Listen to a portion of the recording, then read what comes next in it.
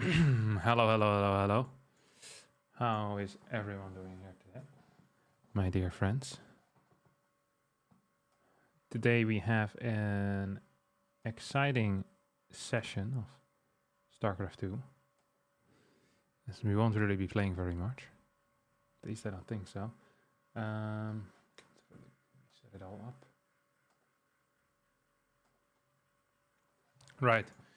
So today we have Group B of the Masters Colosseum number 6. Group B consists of Reynor, Creator, Clem, Hero, Elazer, and Firefly.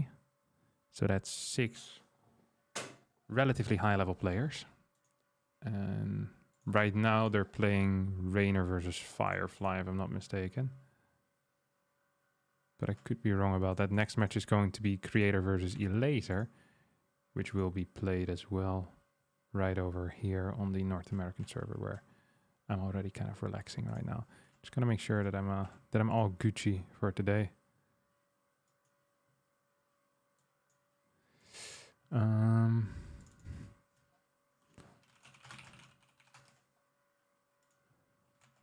it's just it's always difficult to get started here. Hello, you're at work. I can smell you from behind the sofa. What's up, Tom Benson? Good to see you back here. Yeah. I'm looking forward to some good games as well, honestly. Hello, why are we not playing yet? I'm kind of getting afraid right now. Yeah, it's going to be a banger of a group. So today's best matches are Hero versus Clem, Creator Reynor, Firefly Clem. Firefly Clem, I think these will be the best. Creator Elazer will also be interesting though. I don't know where everyone is. Oh, they're still in game, of course. Yeah. Okay, gotcha. Yeah, so I'm just gonna be waiting a bit until the first series ends, because that's Reynor Firefly. I'll have a look to see what the actual standings are right there, but it's gonna be probably 1-0 up for Reynor, and then he'll 2-0 as well. Like, I'm not super worried about any of that.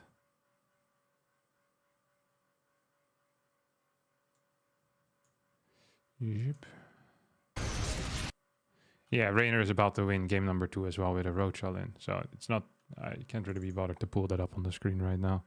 Quality of the clean feed, as always, is pretty mediocre, so I'm not really looking forward to that. Okay, nice. That means we're gonna be up next. Elazer versus Creator will be the next game, most likely. Good morning from Chill. Nice. You're an idiot. Glad to hear it. Always good to have some idiots around.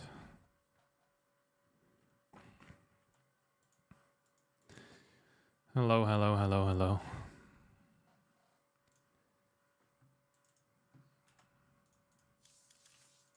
Wait, can you guys hear my in-game sounds? Feels like it's all pretty muted, but I might be wrong. Maybe it's completely fine. Trying to click the menus. Well, we'll get into it afterwards. Oh, how's everyone's weekends been? A new work week has started for everyone, including me. Luckily for me, my work is watching Masters Colosseum 6 today. That's a pretty decent job. I'm looking forward to it. When does it start? Well, hopefully it starts in about 5 seconds from now, but we need to wait for the lobby to be made and stuff. So the way that it usually works in tournaments is that you have like one match, and then usually the vetoes start after that match, and then the hosting needs to happen. All the observers need to enter the game. So I'm kind of expecting it to take at least another 5 minutes, to be quite honest. I'd be surprised if it takes longer. Weekend wasn't the best. My girlfriend got her car stolen. Oh, wow. I hope you're insured, buddy. Getting your car stolen is no fun. At least I imagine it's no fun. I've never had my car stolen. Also because I've never had a car. I don't think I've ever... once my bike got stolen. It's the only thing I can remember being stolen. But to be fair, that was my own fault, because I didn't lock it. So should I draw it, maybe? I wonder if I have enough time to draw it.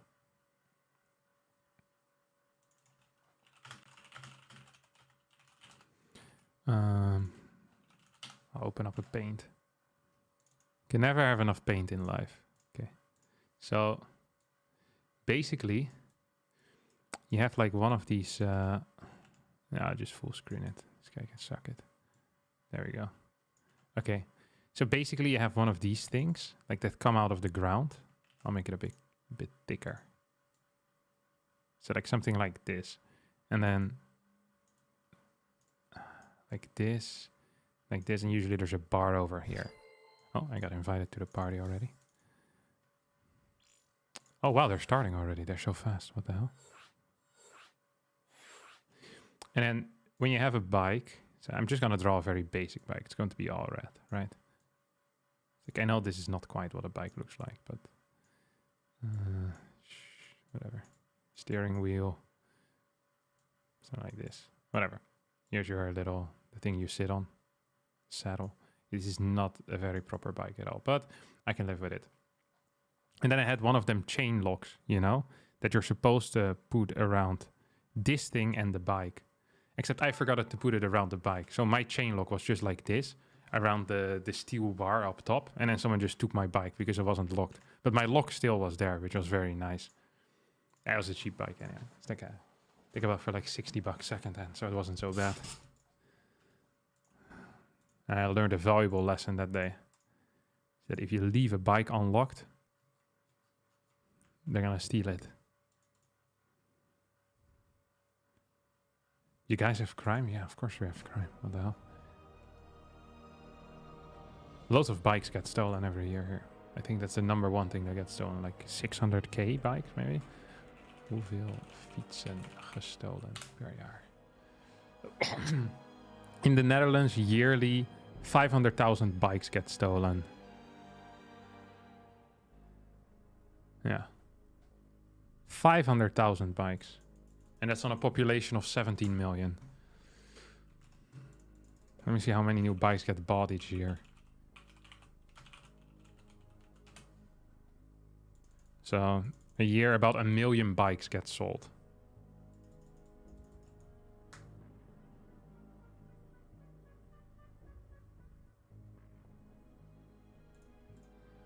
The thing about bike transport in the Netherlands is that it's only really viable because we're such a small country, right? And the way that our cities are made. Like, if you want to bike in America, it's just not quite as viable because everything's so far away. Like, you go to the grocery store, usually you drive 20 minutes. On a bike, it would take like an hour and a half. I take my bike to the grocery store, I'm there in 5 minutes. Because our cities tend to be just very different, the way that they've been built. And so, yeah. I think it's very difficult to switch now to a bike, to a biking structure. I enjoy it though. It's good. Although lately too many e-bikes. E-bikes are, well, slightly terroristic in my opinion. If Interpol ever wants to, you know, find some new people, if they're out of work, if they caught all the criminals in the world, then they can go after people who drive e-bikes, because these people are truly committing crimes against humanity as well. Like, The Hague is going to have a field day going at the average e-bike rider. Complete idiots. Holy crap. Often people that are incapable of still using a steering wheel, going at speeds of 25 kilometers an hour. It's unbelievable.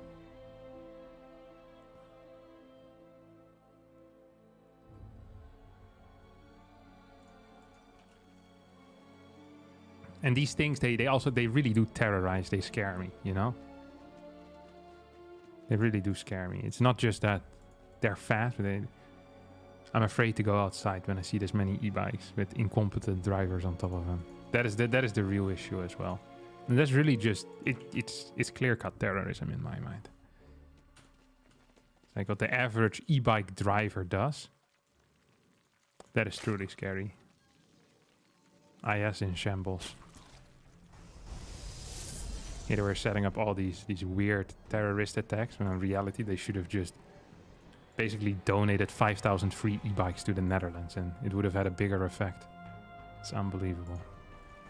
Okay, spawning pool here.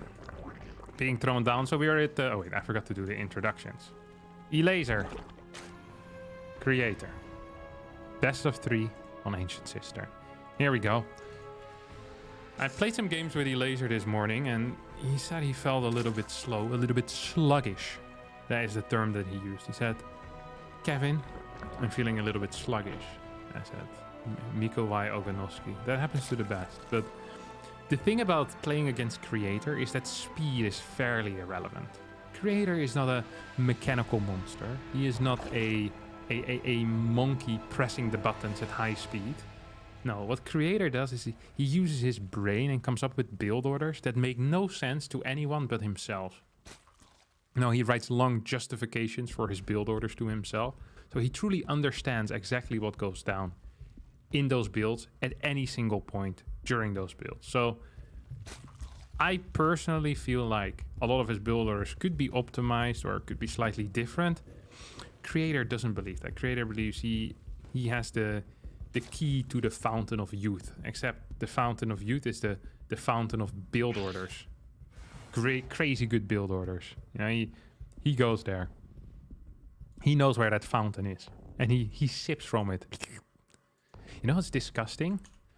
People that sip water from a tap like they're a dog.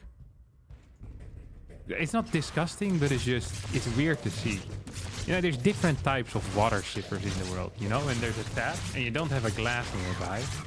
So there's really 3 types. So you have people that legit just put their entire mouth and put their lips on the tap. Even if it's like a freaking public restroom. You know, these are people that probably will never get sick again because their body has created so many antibodies against every possible disease. Like they're immune to every single little thing. Like when Corona came out, they already had the antibodies. You know, they've had them for 15 years already. These guys don't need nothing. And then you have the people that just put their mouth under it, fill it up with the water, but they're just kind of hanging under it. That's what I do. You know, you just kind of hang, you wait until your mouth fills, then you move away, close the tap.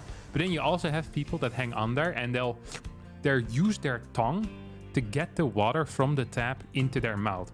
And while they're doing that, they're continuously keeping the tap on. It is a very inefficient process. And I think these people are probably the worst of the 3. Now, and when Creator goes to the fountain of build orders, he puts his mouth just around the tap, you know, it's around the top of the fountain. It's like all that wisdom is just spouting in his mouth. It's beautiful. Oh, this is a build order we practiced this morning, actually. So this is going to be the chart. No, wait, we didn't do this. Never mind. Oh, this is something new. Single Oracle into... oh, an Archon drop. Oh. Yeah. This is one hell of a build order. As in, it is not very good. It's so obvious that something is coming as well, right? Like, you're seeing this, and this base is 45 seconds delayed. You know that there is 2 gases. Well, if Miko would have scouted at any point today, he would have known there would be 2 gases here. So I think what you probably want to do is you get a round of links, and I would even say you add 2 queens here. I'm not sure if this is exactly what Elazer is going to do, but I would say add 2 queens. Why would you want to add 2 queens? Well, if this is like a double Stargate type of follow-up or like a carrier follow-up, that would have been phenomenal to have. And even against most other builds that are aggressive, having 2 queens is completely okay. Now, 1 overlord is going to get taken out. That is actually pretty frustrating because this is a major supply block. Elazer, slow with the transfuse, does get it. Overlord's gonna not get taken out. Ooh, Creator sloppy control there on those Archons. Could have probably gotten a whole lot more done. But so far, honestly, hasn't really paid for itself. This War Prism hasn't. Queen almost dies, but not quite. There's 7 queens out. All of them here are at the front. That means we're not gonna get injects for a little while. That means that Elazer's gonna be floating a decent chunk of money, pulling all of these bad boys forward. Injects need to happen ASAP. We see queens waddling back towards their respective bases. 74 workers versus 62 right now. Elazer's going up to 6 gas. Has started the +1 on the roaches as well. And Like, right now, Elazer, technically, if he would want, could get the free information that there's no gases. This is freaking huge! Because no more drones should be produced at this point. It's going to be pure... It should be pure roach, honestly. Pure roach is all you need. There's no freaking gas on this base. There's no fort base on the way. So you know it's going to either be a 6 gate or an 8 gate. And right now it's going to be a 6 gate. Pretty massive freaking pressure over here, okay? This is really, really all in. This is not some minor attack. No, this is huge. Now we finally get the gases. Elazer, completely unaware as to what is going on, builds 6 more drones, which is a mistake.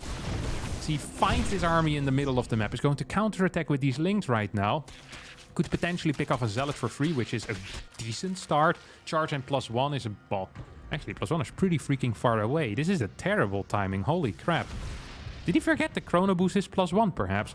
We do have 3 Ravagers on the way. There's a lot of cash in the bank for Elazer, who has 80 drones and is fighting against practically a 3-base all-in. Links going across the map right now. Oracle should be capable of taking care of that. There's no fort base. All Elazer needs to do right now is simply not die. I would love to have these links at home so they could turn into some Banelings. Having Banelings to deal with the Zealot count would be freaking phenomenal. Wait, Creator's actually gonna go back home? Does Creator think he can play a macro game from here? And if he can, that would be fairly impressive, because he's down 12 workers. Elazer still has 1600 minerals in the bank. The only thing that Elazer really is missing is the melee upgrades. Like, it felt like Elazer wanted to maybe go for some heavy roach pressure, but he is a Baneling player at heart, you know?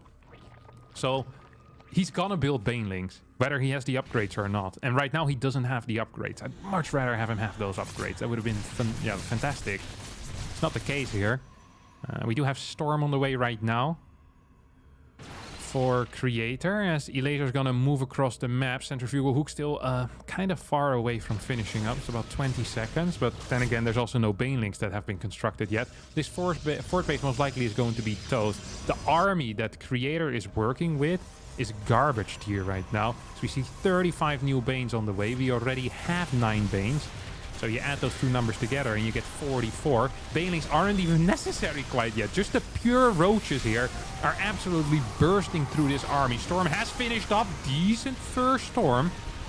Very decent first storm here. There's one more available. It's going to hit those roaches. When are those Banelings going to start moving in once more, Elazer? I think you can go. I think you can go. There's no more storms. This is your timing. This is the time to strike. I think Elazer also needs a 7th gas at this point. He's lacking in gas, has plenty of minerals. He's going to take an alternative angle. There's a couple of Stormers here in the far back, though. So actually, Creator, despite his pretty poor early game, now is in a position that if he holds the incoming push, he could actually be far ahead. His +2 is about to finish up. There's still no melee upgrades. We have a pure Baneling army practically. Banelings trying to get connections with those batteries are going to succeed, as lots of Templar are going down now.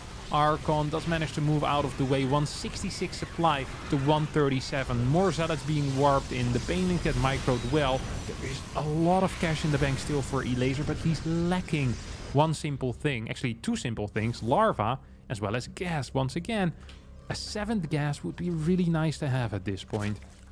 Maybe even an 8th gas. Like, there's so much cash in the bank for Elazer, but there's just not the gas available to deal with it. Or to help out and actually produce useful units. On top of that, we're still working off no melee upgrades 10 minutes into the game. Finally, +1 is going to finish, but not having +2 available is just super painful. It means that all of these Baneling attacks are so much weaker. Right now, Creator is working off of 8 gases. Is there still a Prism on the map? Yes, there is. It's going to delay Elazer's next move out by at least a little bit. Elazer's not a late game player either. Elazer is a player that continues attacking with the same composition off of lair attack again and again and again and again. He's gonna continue creeping on the map as well. He will continue expanding, but there's no transition. He is not a guy that goes into the late game for fun. He's not a guy that goes into the late game, you know, for seriousness either. He just doesn't go into the late game, period. It's just not his style. 18 more Banes on the way. It's going to go up to 38 total. This defensive setup is fairly strong here for Creator. He has Templar at bases. This side is probably also secure right now with these 2 Templar around. Like, he just has armies absolutely everywhere. This is not a good fight for Elazer. What are the kill counts here? Actually, just very low. 37 kills on this Arco. Look at this guy. 30 freaking... Yeah, you can't see it. My face is blocking it, isn't it? 37 kills. Look at that. That is phenomenal. Let me make my face smaller. You can see it better. +2, still very far away. Once +2 finishes, once again, Baners are going to be much, much better.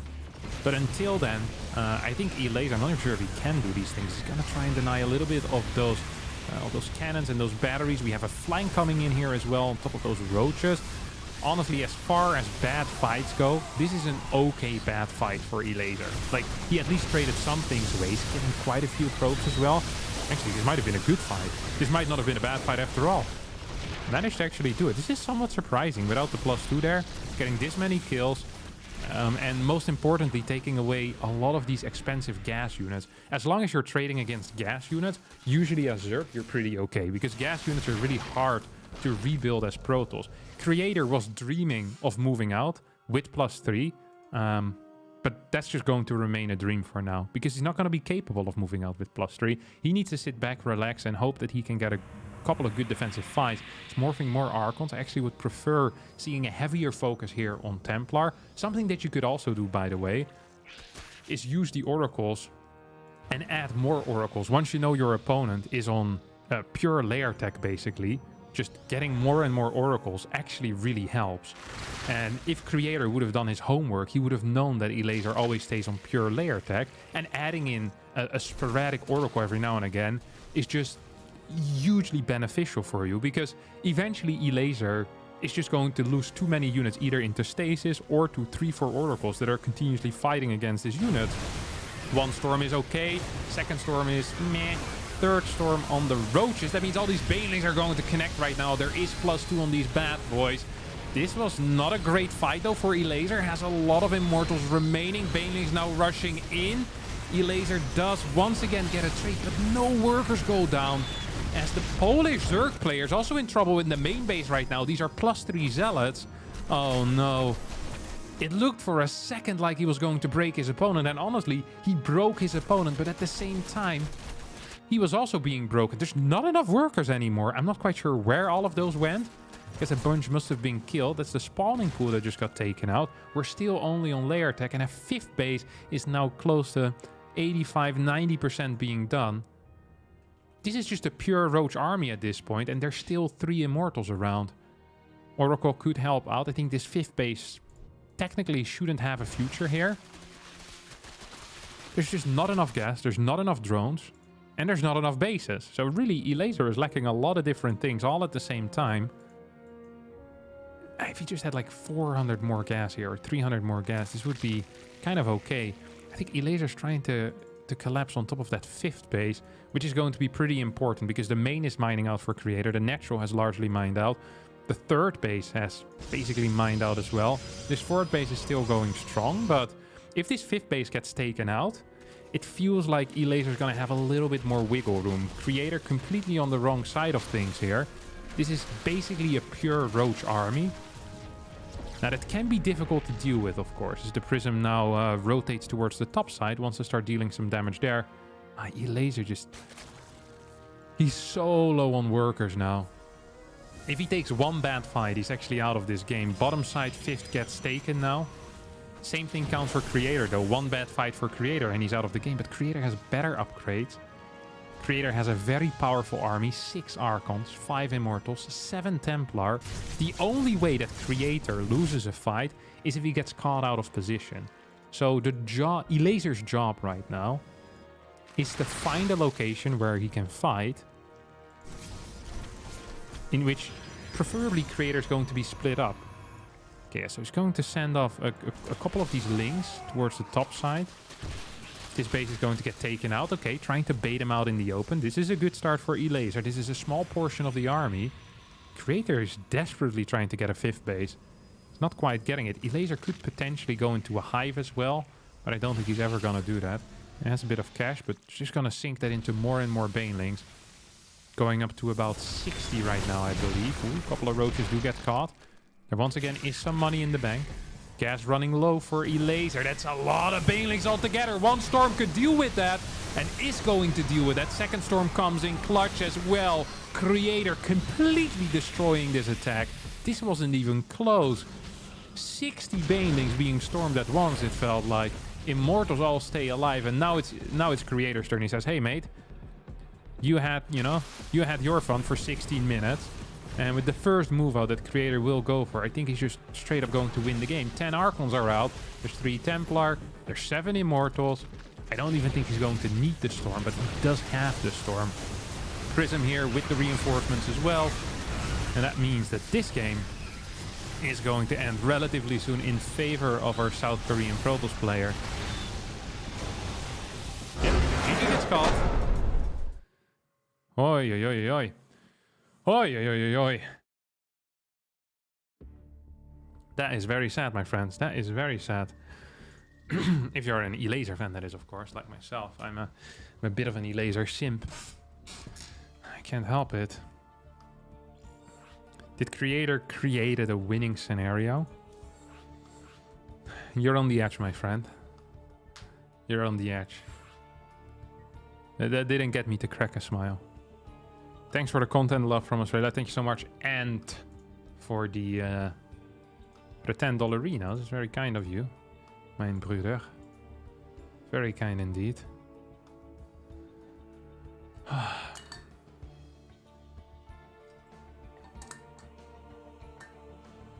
I'm not impressed. That's supposed to be a pro game. Stay on lair and build roaches forever. No, sometimes pros have a very aggressive style. In a way, Elazer plays kind of like a Korean. You know, never really wanting to go into the late game. Just plays super aggressive StarCraft 2. It's where his strength is rotating, finding angles. I honestly think that if he would have opened up with a melee upgrade in this game, that he would have won pretty easily as well. Because he had a very solid early game going into the mid game. Then at some point he just started losing drones and went from like 80 to 74 and then from 74 to 69. He just never rebuilt them. I honestly think he probably would have been fine because he was trading pretty okay at certain points. I wasn't so worried about any of that. But this is of course all what if, and Creator just won the game, so it simply doesn't really matter. Once again, Creator versus Elazer here, going to be played on Babylon this time around. Creator will open up with a 13 pylon into a chrono boost, as we can see on the main nexus. 13 pylon allows you to always get the block on your opponent's hatchery. Against Elazer though, it's not actually necessary to do that, because Elazer often is very keen on sending that drone over to the third base anyway. See, he sends it real fast so he can actually get the 16 hatch consistently. So you can even send your scout a little bit later and be fine majority of the time. This is something people don't really realize, which is kind of sad in a way. I really feel like Creator hasn't done his homework properly. Like, Creator won game number 1, but that was off of the back of just superior movement in the late stages of the mid game. I felt like very often Creator's decisions based on who he was playing were actually incorrect. Then again, he got the dub, so I don't think he's going to complain. It's always interesting to think about how different players prepare. So I think generally you have kind of 2 types of players. You have the players that are very matchup focused. So if they know that they have a group with, for example, 3 different Protoss players coming up, they'll prepare like maybe 2 builds or so for versus Protoss, or 3 builds for versus Protoss. And they just really try to make sure that they get a large diversity of builds to play against when they're practicing, right? And really preparing for the matchup. And then you also have people who kind of craft those strategies player specific. So they'll go over replay of players, like, okay, if the Overlord, you know, first Overlord goes here, second Overlord goes here. If the layer timing is 340 out of this particular player, then it's very likely that it's going to be a Link Queen Nidus into my main base. We often see, you can see things like Queen movement, and you can try to poke holes into that, or Overlord coverage, or the Link spread. You can try to figure out what their standard responses are and then see if you can abuse that. So for example, if a Zerg player scouts the lack of a third base at 4 minutes and 30 seconds, and the Zerg player's response is to build 24 links. Like, that is something that you might be capable of abusing, because that is an investment out of the Zerg in something defensive. And because StarCraft is a game of incomplete information, very often your responses to things that are weird need to be pretty catch-all. And there's always going to be a thing you're weakest against. And that's something you can figure out with a lot of preparation. But it seems like Creator is not necessarily a player that does individual player preparation, or at least didn't for this matchup. He seems like a guy that just sits there and makes strategies, and other people kind of need to prepare for him. And that's a cool approach as well. It's actually opening up with a glaive opener. This is something we literally never see anymore in this matchup. Curious if Elazer still knows how to beat it. Did Elazer see that it was Warp Gate first? Was this Warp Gate first? That's another question, of course. I didn't actually pay attention. 64 seconds, so 70. That means it started, Warp Gate started at 22. Is that correct? 70, 80. Yeah, okay, sorry. This was Warp Gate skip. I'm really sorry that I missed this.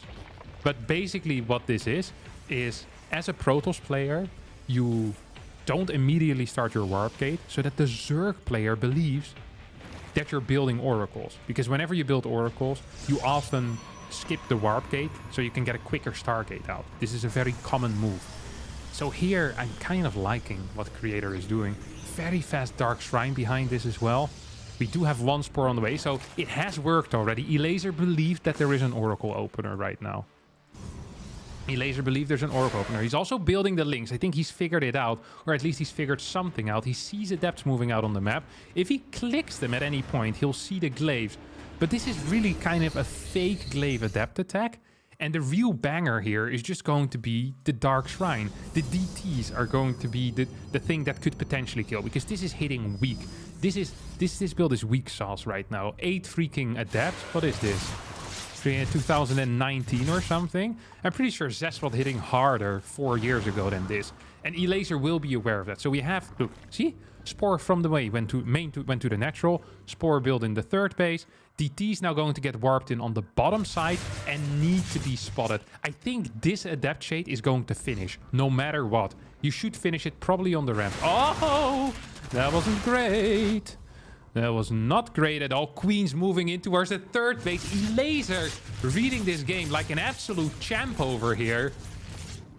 Oh, he needs to build one more Spore in the main base to make sure that he can't just randomly die to the 40. Hello, Elazer. We need to Spores it. Okay. Starts it now. It's a little bit slow there with the response. Ideally, these links would have been moving in towards the opponent's third base to try and get a cancel. So Elazer has dropped the ball a significant amount here. I think these links need to just run across the map right away. This is absolutely an A+ move, an S tier move, is having the links to deny your opponent's base, because that forces a DT warp in defensively, which is something you never want to do as a Protoss in this scenario.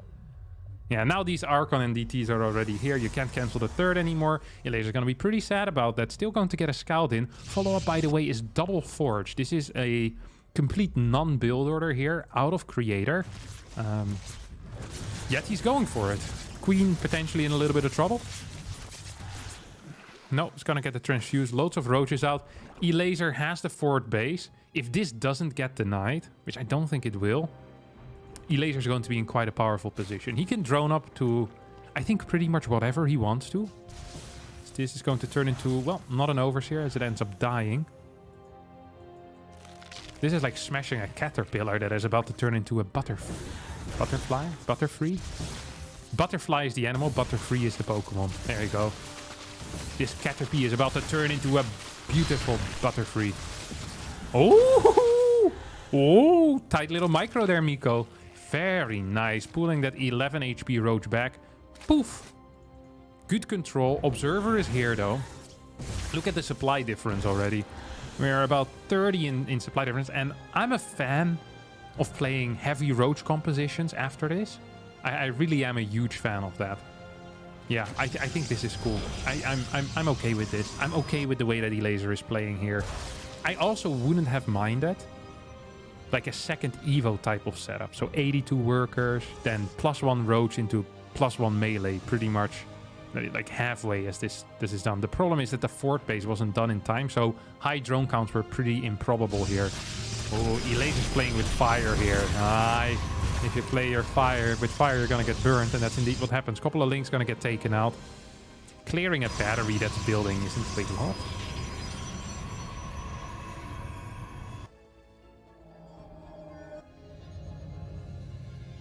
I return to serve.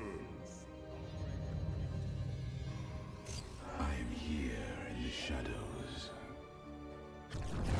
Oh, okay, nice. I was very afraid there for a second. That observer saw everything that it needed to see. If he would have finished those 5 batteries, even those 3 extra cannons are really pushing it. I'm not quite sure why. Look at this.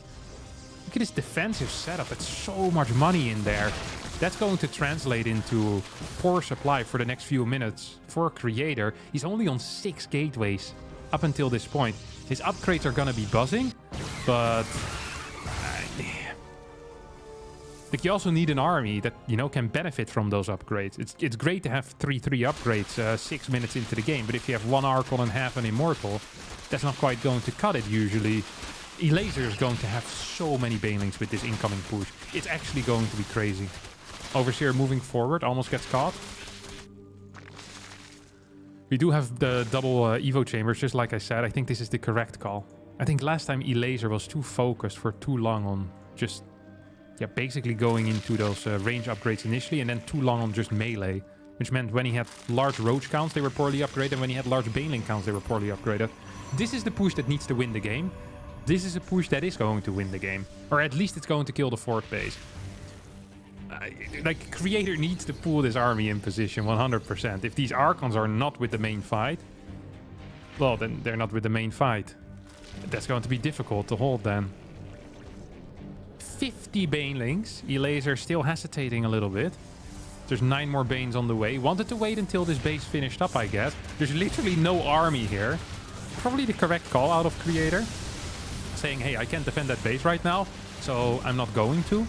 And this is a mature decision in my mind. +2 attack has finished up. +2 armor is getting closer and closer to finishing up. But only on 6 gases, Protoss usually doesn't have much of a future. We need to see an infestation pit here.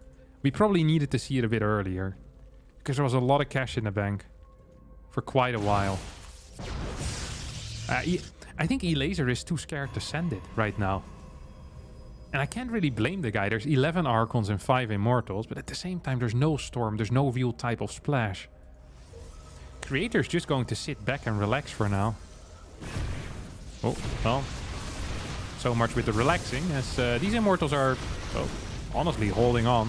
Fairly nice super battery gets activated last second there. That's a lot of probes that will end up dying. 39 workers total right now for Creator, as, yeah, Elazer just kind of walks in here and says, adieu, my friend. It is time for you to move out across the map. Otherwise, you will never have a bigger army. And that's honestly going to be true as well, because Creator just doesn't have the eco anymore to continue on in this game. He needs to counterattack. He needs to counterattack right away. You have a lot of roaches in production. The question now is, can Elazer stop this push out? Needs to wait a little bit. Needs to get his army all back together. There's 3 Immortals with 2/2 upgrades. It's a lot of links, but not that many Banelings. Larva count is at 11. There's a couple of DTs in here as well, but no Overseer. These DTs are going ham. Lots of damage output. Still do believe that Elazer is doing it, as everything does get cleaned up. +2 range really helping out for Elazer over here, as these DTs are still continuing on. Look, there's 4 DTs right now. Hello? You need to deal with this at some point, Nico. Finally, we get an Overseer. Just gonna get sniped, though. These DTs are single-handedly winning the game. Well, not single-handedly. There's like 6 DTs at this point walking around. What a blunder so far out of Elazer. He's building a lot more roaches. It's going to be fine, but he's making this way, way closer than it ever should be. Well, I say it's going to be fine, but this could still go horribly wrong. He's losing quite a few workers now as well. If he loses all of these drones, Decent control here out of Creator. Overseers did finally show up. DT's in the back still going on, but okay. GG gets called. Elazer ties up this series, but this was way closer than it ever should have been. He made it way too hard for himself. Holy crap. Way too difficult. Way too difficult.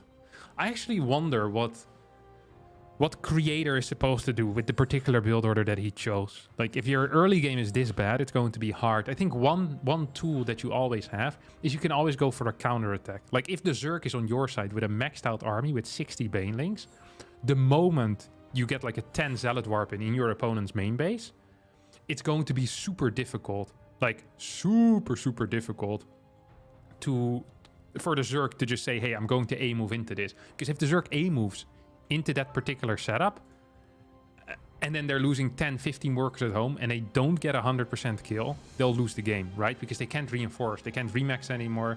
Zealots kill stuff real quick in the Zerg bases, so yeah.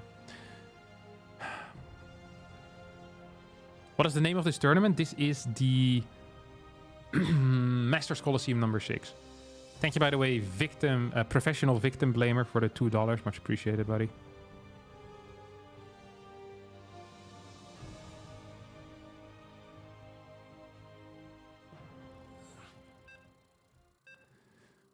What was stopping Elazer from teching up? Is he not confident in beating Creator in a higher tech game? Elazer is not a late game player. Elazer plays mid games. That is what he does every single game. Like, he's a mid game, early and mid game specialist. That's what he does. Nothing else. He just doesn't play late game. So he's not going to go there. I know it. Every other Pro Tools in Europe knows it. Creator should be aware of this, but he seems blissfully unaware of it. But Creator is a camper anyway, so it probably doesn't really impact the way that he's planning a series. Like, not at all. Okay, final map here in this best of 3 is going to be Dragon Skills, which I think is probably the best map in the entire pool for Elazer style. I think it's even better than Altitude for him. And better than Neo. It's hard to say, but I would think so. Yeah. He's opening up with a 14 hatch this time. Doesn't want to get blocked. And he's not going to get blocked.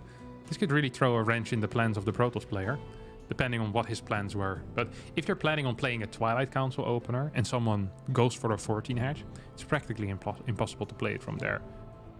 Practically impossible to play it from there. But we'll have to wait and see how Creator's going to respond to all of this. Kind of curious, honestly. All right. Mr. Probe, what are we doing?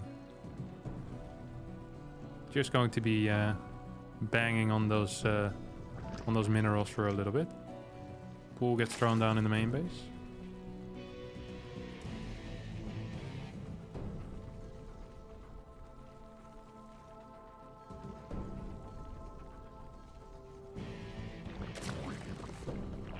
No gas yet for Elazer. This is very standard with this particular setup.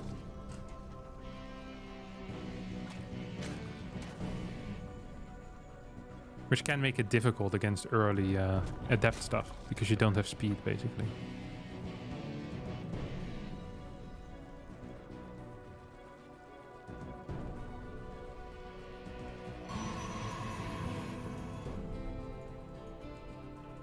Overlord just popping over to the other side of the map as well.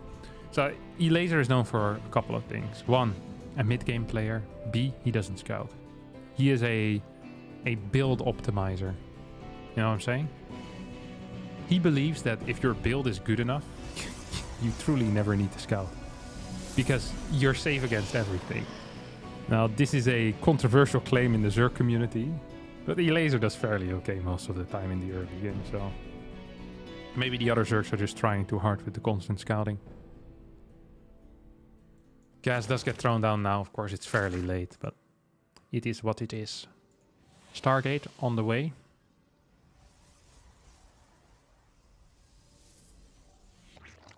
As this hatchery is going down on the third base. Is it double chrono? Yeah, it is. Double chrono. Can I make a prediction? I think I can. I think he's going to sacrifice both of those adepts in towards the natural. He'll play Oracle into Void Ray. This is what I'm This is my prediction, okay? Sacrifice 2 adepts, Oracle into Void Ray. If I'm right, I'm expecting applause. Lots of it as well. Just for days.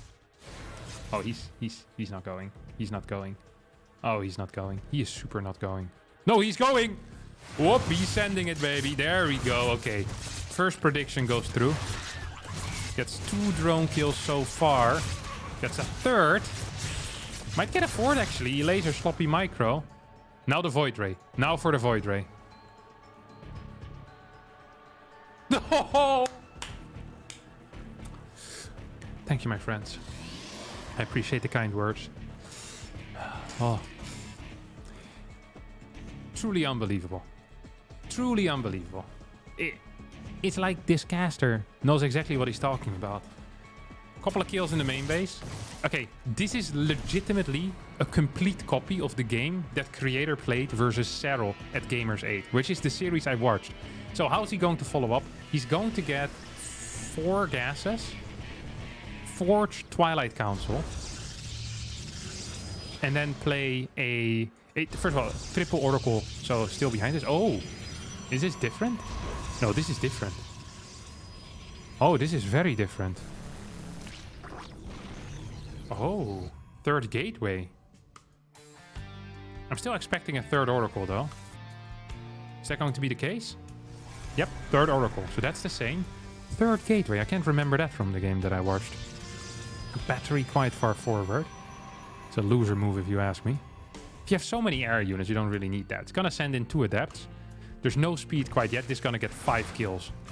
Maybe even more. Maybe also less, though. Oh, yeah, maybe less. But maybe 5. Maybe just 4. That's still okay. It's playable here for Creator. He's okay with that. Why are we not getting any tech at all? Okay, Robo. So this is a different follow-up. Same exact opener, except a different follow-up. Now, wait, what's happening in the main? Oh, two Oracles got 13 kills. 22 workers lost in the first 5 minutes and 30 seconds.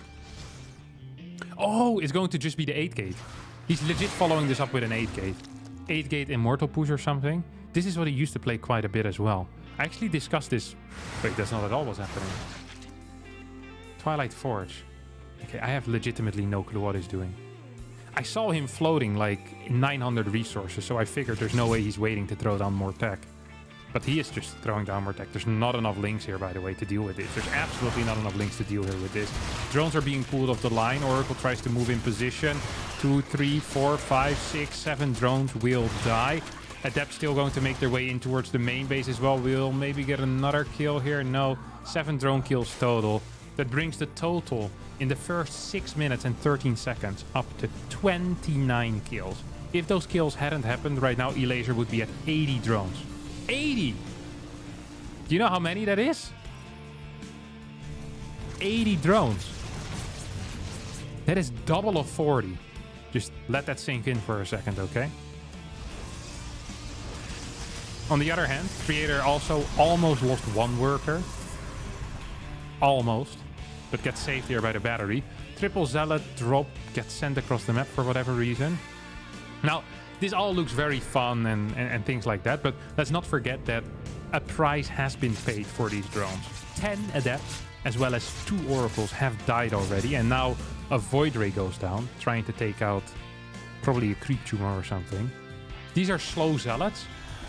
If these slow zealots get a kill, I will be extremely disappointed. I might cry. I might actually cry. And I'm not known to cry quickly at all, my friends. No, I'm a slow crier, you know? Something big needs to happen for me to cry, but that would definitely do it. 72 workers right now against 73. Sorry, bug in the system. Let's try that sentence again. 73 workers right now against 71. Fourth base is fairly delayed here for Creator.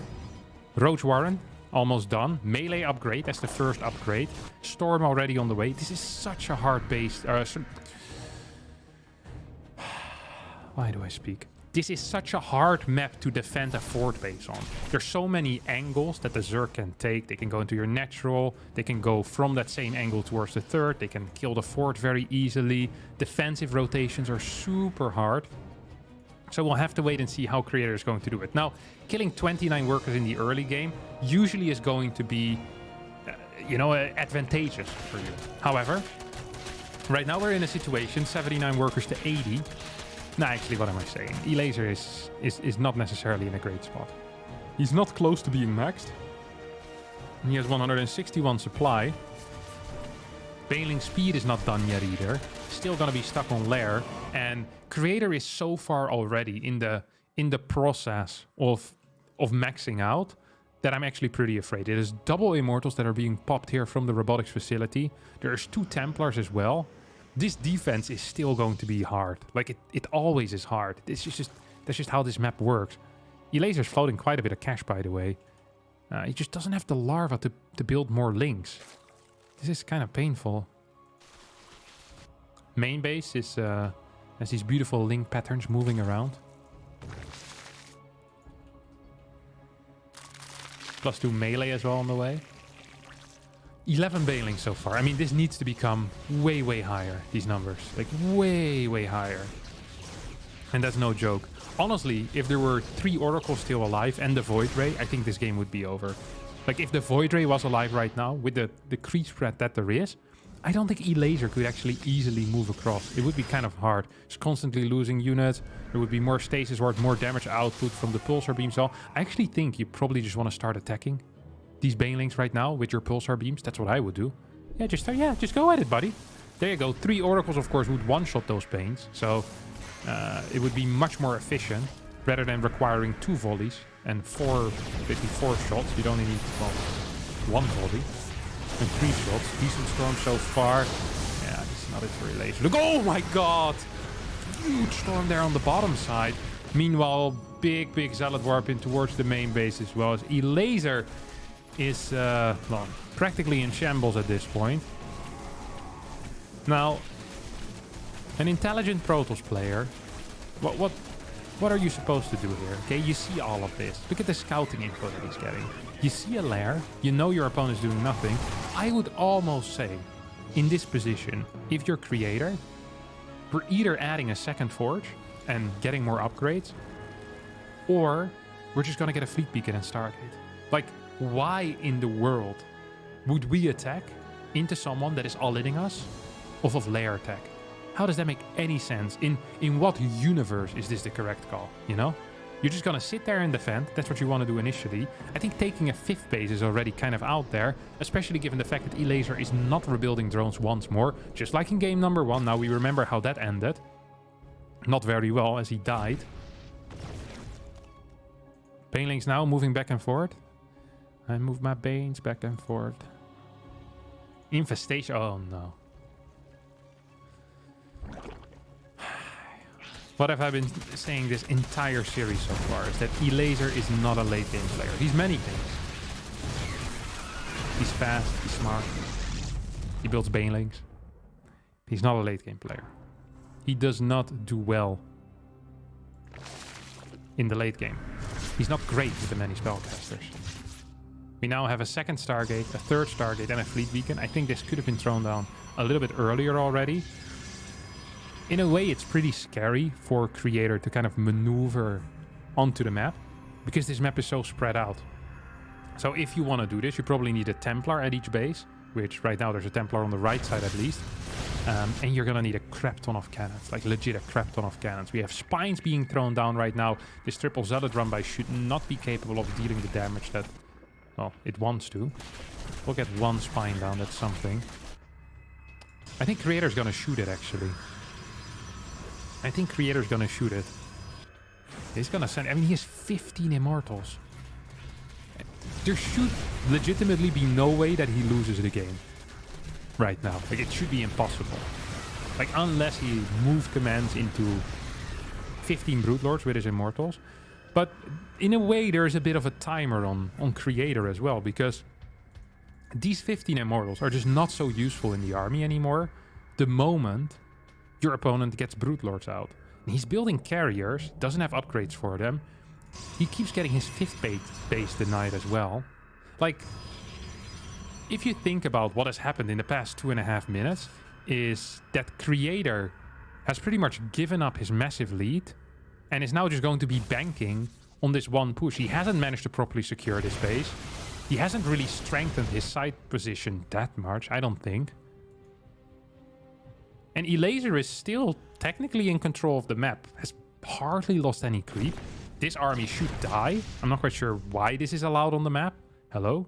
Can someone do something about this? Look, Elazer's just ping-ponging in between those two armies. If these two armies get together, this will be hard for Elazer. I'd almost say go for a base trade at this point. Just kill every single worker, 5-6 corruptors at home, and then just warp in Brood Lords. You can't fight this. It is clear as day that you cannot fight it. But now it might also be too late already for a base trade. This base needs to be taken ASAP. It probably should have been taken a while ago already. No, you can't fight here. Go home. Yeah, just lost 30 supply against one storm. If there's too many Archons and Immortal, Templars are not it. There's no base trade at all on the map right now as the Brood Lords are morphing very far in the back. This is not a fight you can take. This is game. This is game. Yeah, GG. So... like, the moment you see these two armies getting together, you should be pouncing on the 5th, heading in towards the natural 100% of the time. Because you can't get a trade anymore against this main army. It is simply impossible. So what you do is you say, okay, main army can move on. You leave some units at home in case the Templar move too far forward or something. And then you just try to clear all of your opponent's eco. You run your drones around, basically. You try to keep drones alive and then get 6-7 Broodlords. Like, he had 5 Corruptors. 5 Broodlords, honestly, against this army probably would have been okay defensively. If you can clear the gateways and the production, there's most likely not going to be 25 Blink Stalkers warping in. So I think it was the only chance that Elazer had. It wasn't a very good chance, but it was better than move commanding Banelings through Storm, which, yeah, netted him the big fat L over there. What do we have next? Ooh, Clem versus Hero is up next. That's actually an exciting match.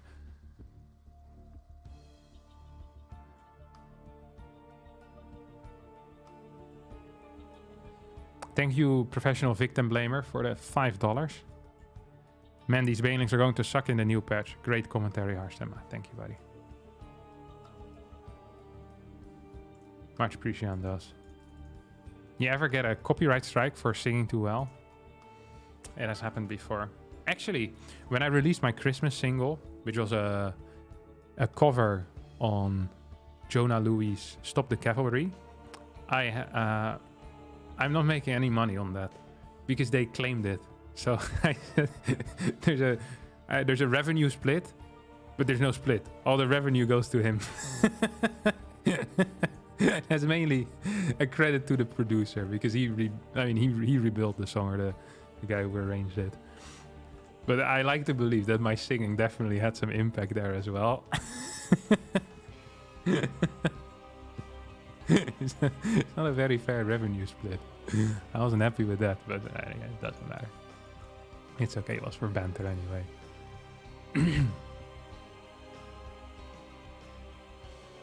You need this? It's on YouTube. It's on my YouTube channel. It was the 25,000 subscriber special or the 50k subscriber special. I can't quite remember.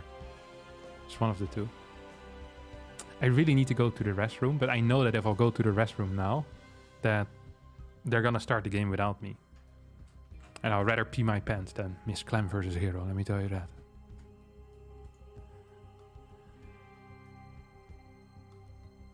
Harstem, the rare times when you do cry, I know you're a manly man and it takes a lot for you to shed your own tears. Would you say you're an ugly crier or a basic crier? No, I'm ugly. Yeah. But I'm not sure if that has anything to do with the way that I cry or just my general looks. No. It's like I'm ugly, so when I cry, you know, you put the two things together, become an ugly crier.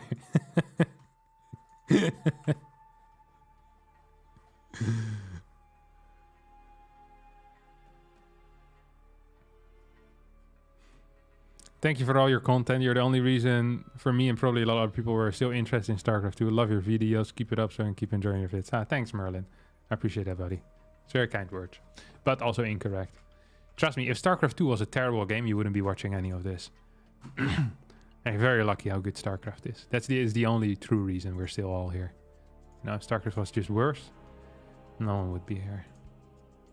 Where do you feel that the best way to donate to StarCraft 2 for maximum impact? Oh, I have no clue. No, yeah, no clue. Whoa, I don't know. It depends on what you want your impact to be.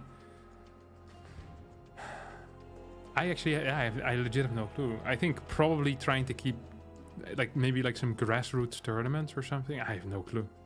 Legit no clue. Like some of the lower level players, you know, some low GMs. Like these guys, they always strapping for cash. So if you can, you know, you could get some of it to them, then it's probably a good way to go about it. Content also seems to be important, so try some of the lower viewer streamers that you enjoy. You could send them some money. And it's the difference between them, you know, making it realistic to stream 4 or 5 hours a day after their job, or being like, meh, no point. Now some of these guys, they stream full time, you know, and they're barely making it, so any donation can help to them. It's probably not very wise to donate to me though. I'm fine. Don't worry about me, buddy. Could also, I think you could also. They have invited you? Oh, wait. Sorry. I was just making sure that I'm getting into the next game. Like you could donate to the bigger streamers as well, but usually these guys are generally fine. Like there's no, you know, just some of the guys that are, you know, trying their best. I think it's always a good thing to have. The up and comers, you know. Always go for the up and comers.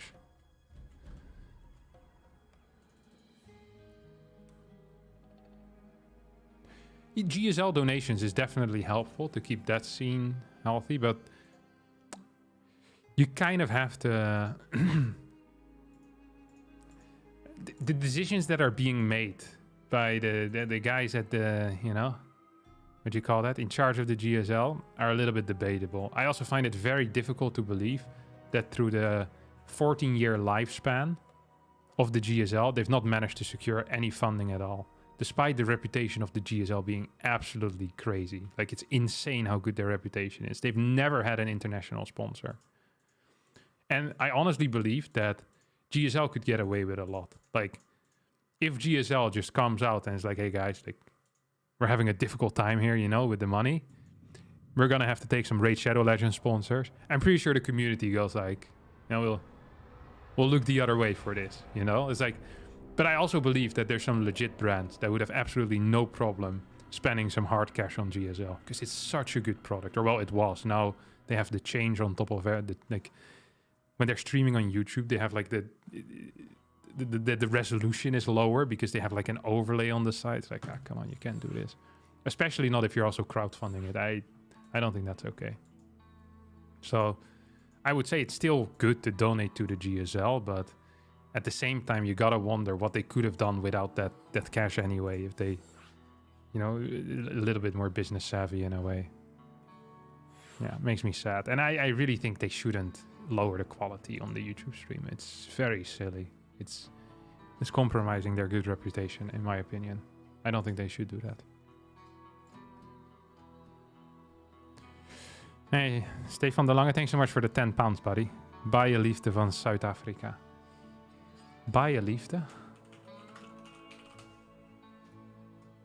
Well, what does that mean? With love? Baie liefde? I guess. It's very difficult for me sometimes because the Zuid-Afrikaans is still kind of like... A lot of it is very similar to Dutch. If it's written, most of the time I can get the meaning, but sometimes there's just words or ways that South Africans speak that I don't quite understand it. But baie liefde, I think it's with love, probably. Yeah, so much appreciated, buddy. Lots of South African fans over here. I'm always surprised how many South Africans watch. Especially on YouTube. It's kind of cool. Oh, baie means veel? Okay. Lots of love. Hey, Robert! That's a name I didn't expect to see. Robert Badda. My good friend Panda Tank. The greatest South African StarCraft player that has ever lived. Oh, we're actually in game. Yeah, love to see it, buddy. How are you?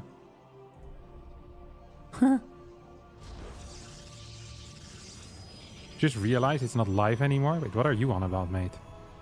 We're 100% live. All right, let's do the introductions real fast. Oh, I forgot to go to the restroom. I'm an idiot. Well, fishing myself it will be. Bottom right spawning as our Red Protoss player, playing for Team Dragon Kaiser Gaming.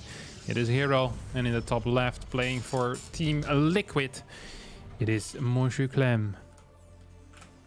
It's the one and only Clement de Planche. Barracks going down on the high ground. Clem kind of expected to open up with either a Reaper expand or a factory before reactor. In my mind, these are the two most common build orders out of the Frenchman. Don't think we're going to be seeing anything else. Good harassment coming out of Hero, as always. But am I surprised? No, not really. If Clem loses the first game... Oh, he's going to lose that. No, he almost lost that SCV, though. That was real close. Probably want to repair that at least, you know, just a tiny tad. And his probe is on the hunt. Probe on the hunt. Probe on the hunt.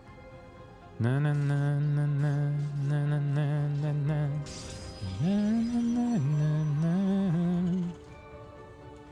Probe on the hunt. What's this guy doing? Well, it's not going to get anything, but hunting he did. Yeah, it's going to be a Reaper opener with an SCV scout.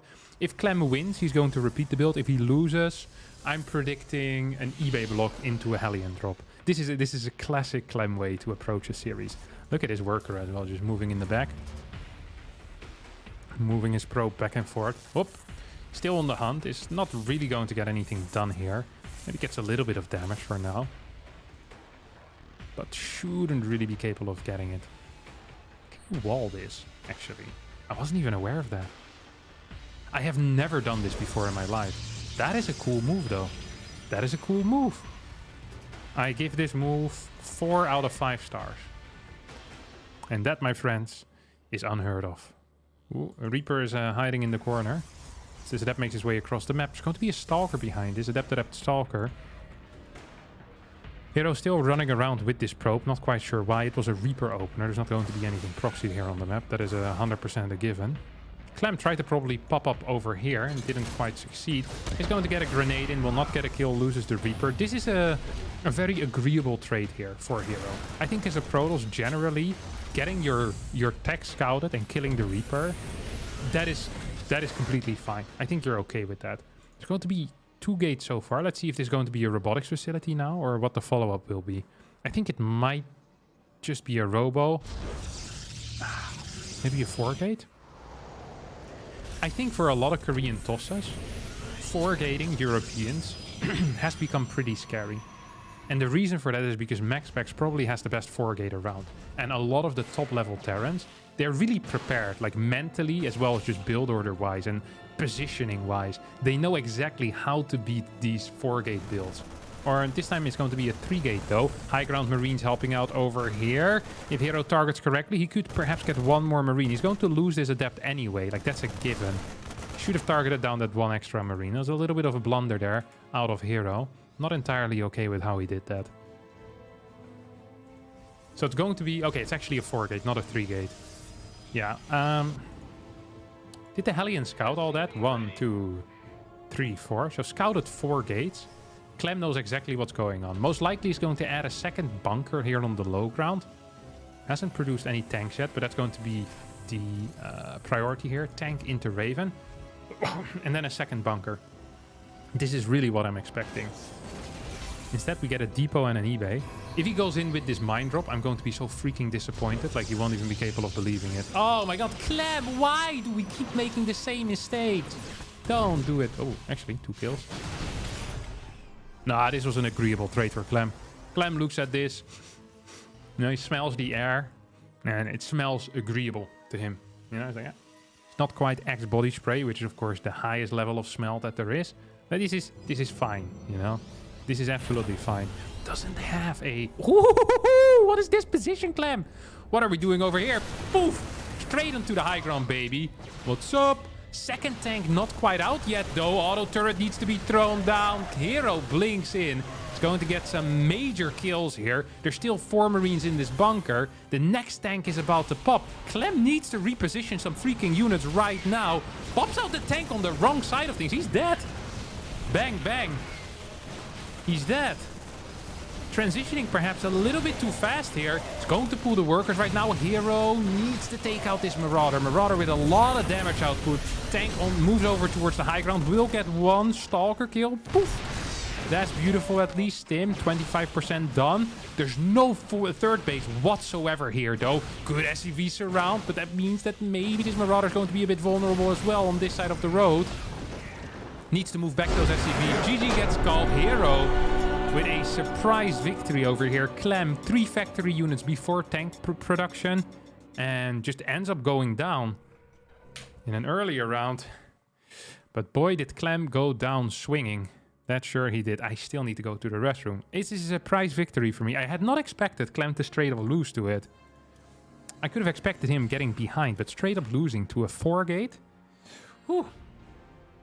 That's going to hurt at least a little bit. I think it just was slightly out of position. Slightly out of position. And sometimes being slightly out of position is something you can't afford against such a tight all-in.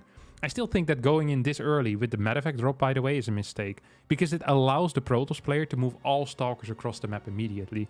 If you hide the medevac drop and you go in at, let's say, 5 minutes and 10 seconds, then either there's no Stalkers at home, which means you can pull all SCVs to deal with the 4-gate attack, because you're just going to kill an infinite amount of workers with your mines, and you can burrow, unburrow, whatever. Clem's very good at that. Or,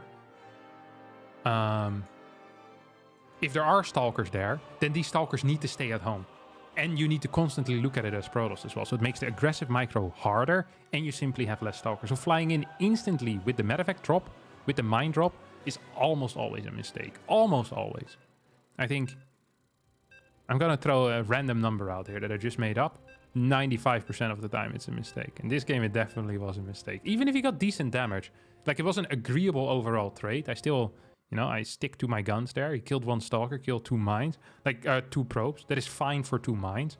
But he also lost his presence on the map. And that isn't fine. Okay, we're in our second game. Hello? Load. There you go. And it's Hero who's up 1-0. I'm gonna run to the restroom.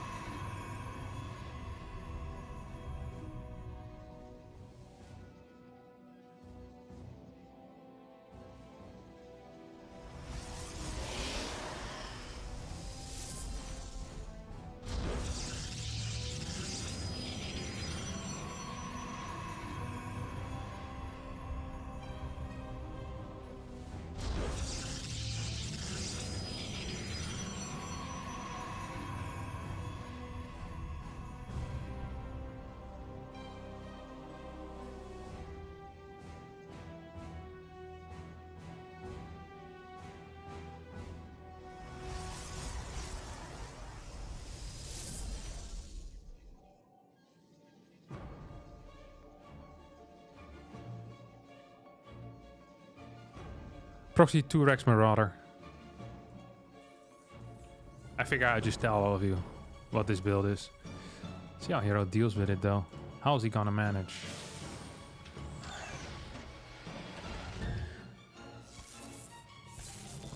Zealot? Yeah, the Zealot is practically irrelevant though. Can I say that? Yeah, I can say that. In a way, the Zealot makes defense harder. But it sounds stupid. And it's also not really true, but it kind of makes the defense harder. I'm about to explain to you exactly why. Because there is no end to the push. So the Marauder push has 2 phases. It has the initial phase with... wait, what? Oh, Hero's gonna die. What? He needs double batteries here right away. You can't get a second gas, can you?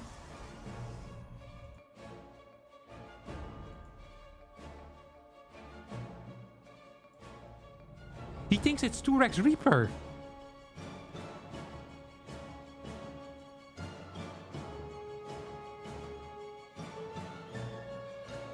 This is going to be a tough hold.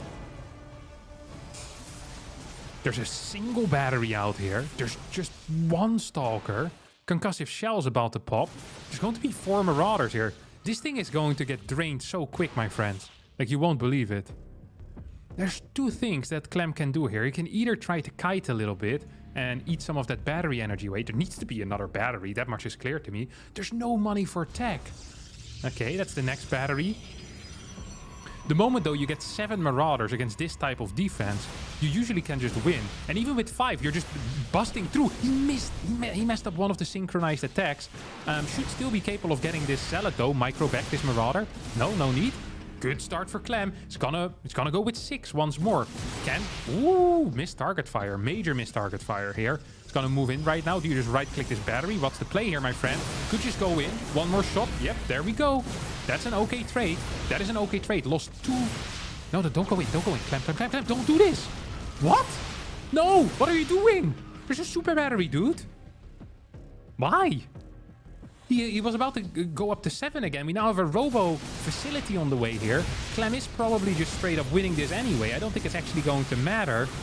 But that was still a little bit of a mistake. No, don't kill the probes. What are you doing? The target fire is completely off. What?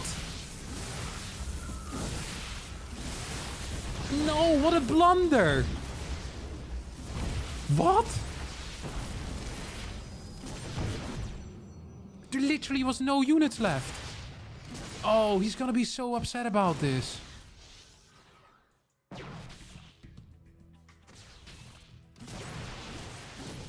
That was a free win.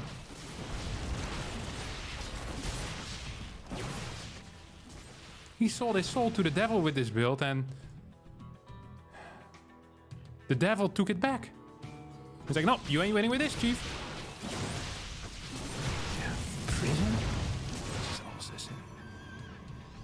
That's some typical hero follow-up. Oh, come on. This game was over. This game was over. What a huge blunder here. And he knows it as well. Oh, sometimes I wish we had the clean feed for just the cameras, you know? But I know exactly how Clem looked as he was doing that. He looked intense, and then he probably just moved back, deflated. Because that was a blunder. Oh no, poor Clem. Such good execution earlier on. And Hero's defense was completely illegal. Completely illegal. He got fined by the Protoss police twice there. You can't get a second gas pre-second battery like that, like he did there. And then also just not okay. That was not okay. Yeah, Clem is dead. Clem is dead right now. Gonna get a low ground CC, but the young Terran player for Team Liquid knows it's over here. Ah, come on. I feel deflated too. This was supposed to be such a good series. And with such a banger of a build as a follow-up, it definitely could have been. You know, it shows that Clem is capable of some tricks as well. Ah, that would have been so sick. Why would he right-click the pylon with 5 Marauders or 4 Marauders? When you can one-shot probes with 4 Marauders. And if there's a Zealot, you know there's not going to be tech anytime soon. Because there's not enough gas for it. I mean, this is all fun, but it's not going to happen. It doesn't matter. Like, this game is over, 100%. Like, it's not close. Oh, what? Hello? If you would have gotten that prism, then all of a sudden it would have been pretty close. Yeah, we have one more timing attack over here, but I'm with super battery. There's 2 gateways, 3rd gateway about to pop, disruptor on the way. third base will start. If Clem manages to make a comeback from this position, Hero should probably just retire. Like, it's time to quit then, buddy. Too old. Piss off. Time to go do something else with your life. Pretty sure that Hero's parents have a restaurant, if I'm not mistaken. Can't remember what they sell there. Well, food, obviously, but I can't remember what type of food.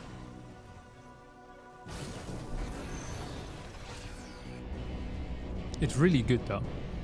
That's what I read. That's what all the other Koreans told me. Is that the restaurant is very high tier. Like, very nice food. So, yeah, that's something he could do if he loses this game. Let's go work in a restaurant with his I think it's his mom. Maybe both of his parents? I don't know. Oh, shoots the disruptor. Shoots the second disruptor. A couple of kills. Game over. It doesn't matter. Wow.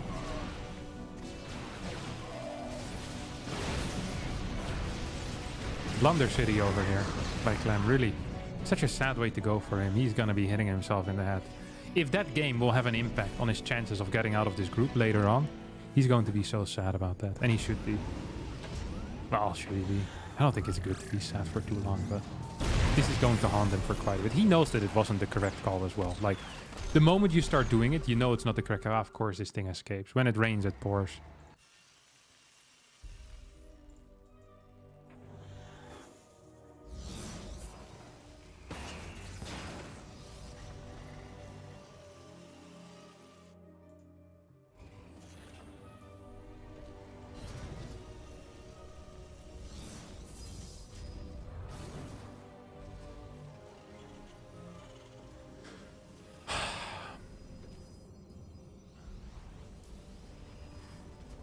Clem has...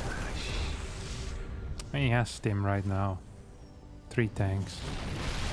Nero is trying his best to give his opponent another chance, but it is literally impossible for Clem to win. I want to watch the replay, but... Oh. Come on. Come on.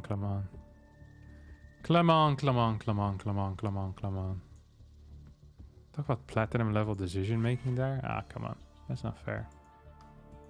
Like, in the moment he sees an opportunity. Like, I know exactly how this goes. Because you see an opportunity and you just misjudge by, like, because it was this close to getting that pylon as well, right? It's like 1 shot difference or so. And if he gets that pylon, the game probably ends anyway.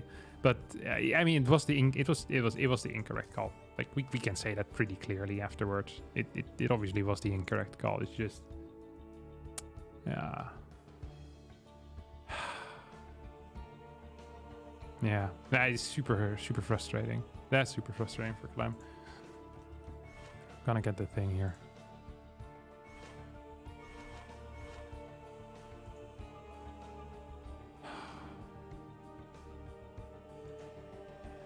Jesus. Wait. We're going somewhere else? I don't know what the next match is going to be. It's Elazer versus Reynor, so it's going to be on EU. I just need to move real fast.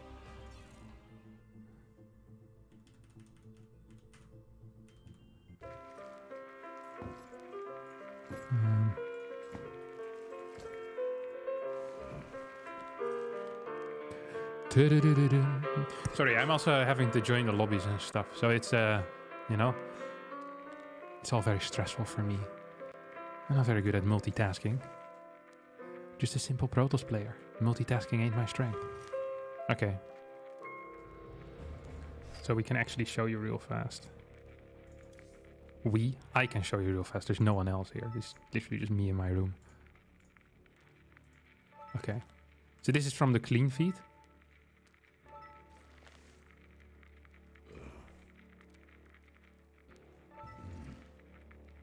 Okay, so here, I think he dived a bit too deep here already. So if he clears this Stalker, like if you move towards the left side right now, like he has 5 Marauders, he can clear all of these and then start working on batteries individually. Because he's gonna get reinforcements, that type of stuff. It's no problem. Like he's completely fine in that case, most likely, right?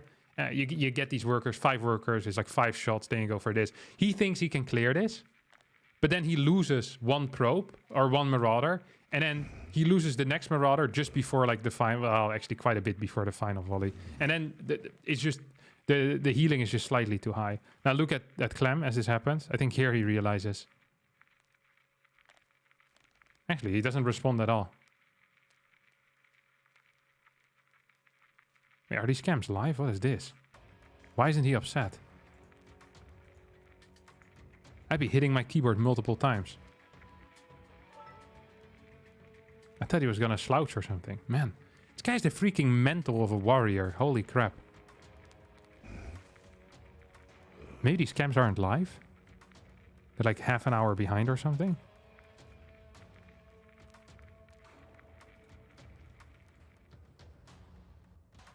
How does he just regularly play? That surprises me. I thought he was going to be way more upset. I would have probably smashed my own screen after that.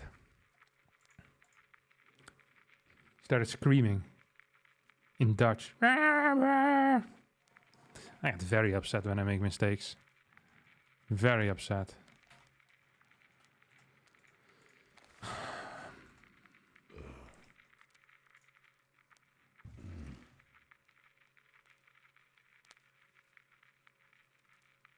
What the hell is this, Monche? Yeah, piss off.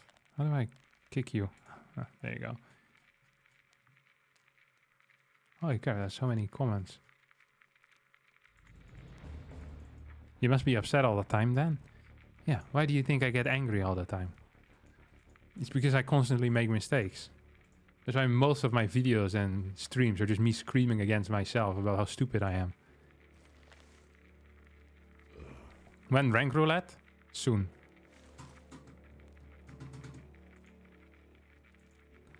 I'm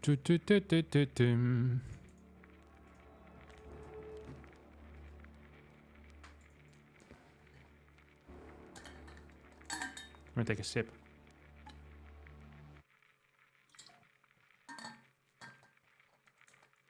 What do you think? What do you think about instead of balancing old units back and forth, add units from Brood War or Campaigns to StarCraft 2 and balance from there?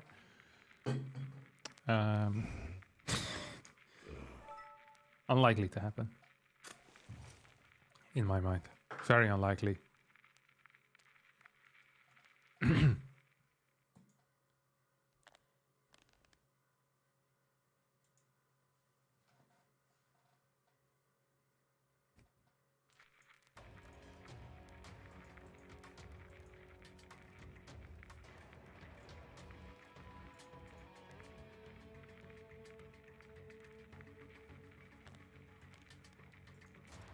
What do you think about just deleting all units, start from scratch with balance? Also possible. All of these things are possible. Yet unlikely to happen.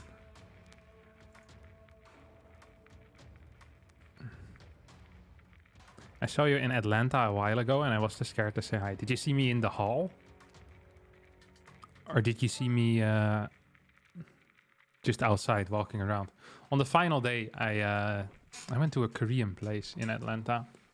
I think it's, you have like this park. It might be the Olympic Park or something. It's like a park that had to do with a sports event, which is really well kept. It was like a beautiful park. Holy crap. Crazy how nice that park looked. It's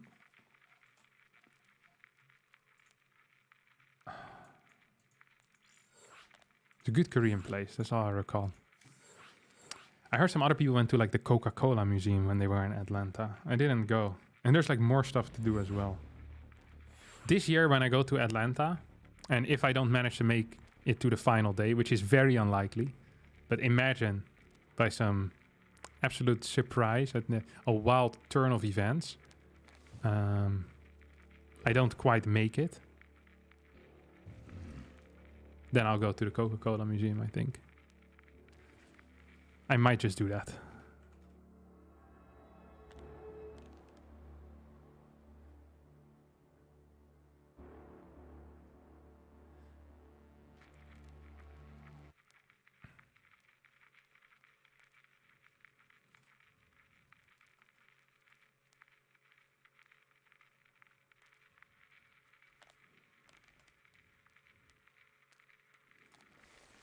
When did you last win a Premier tournament?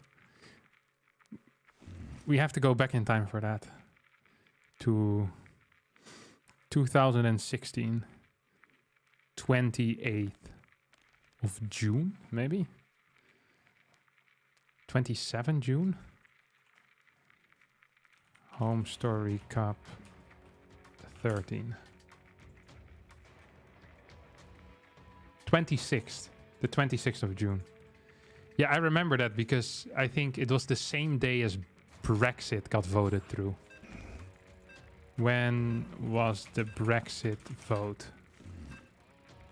Oh no, it was 23rd of June was the referendum. I remember during that Home Story Cup they announced it. That's all I remember. I remember for some reason that was a big thing in my head. I was like, oh, Brexit. That's exciting. So there's a lot of British people there as well. All of them were super happy that they were getting their blue passports back. Yes, they said. Finally, blue passports. Or brown passports. I don't even know what color passports they have. But they're very happy with it. Remember, they danced all night. Had shots in the color of the British flag. They couldn't be happier. True story. Wait, we're in the game already. Did I click it? Yeah, I clicked it properly. All right. ZVZ over here between Reynor and Elazer. On 12 pool out of Elazer. And a 13 Overlord. Ugh, disgusting. Standard play out of Reynor. God. Reynor never plays anything fun. Isn't that something?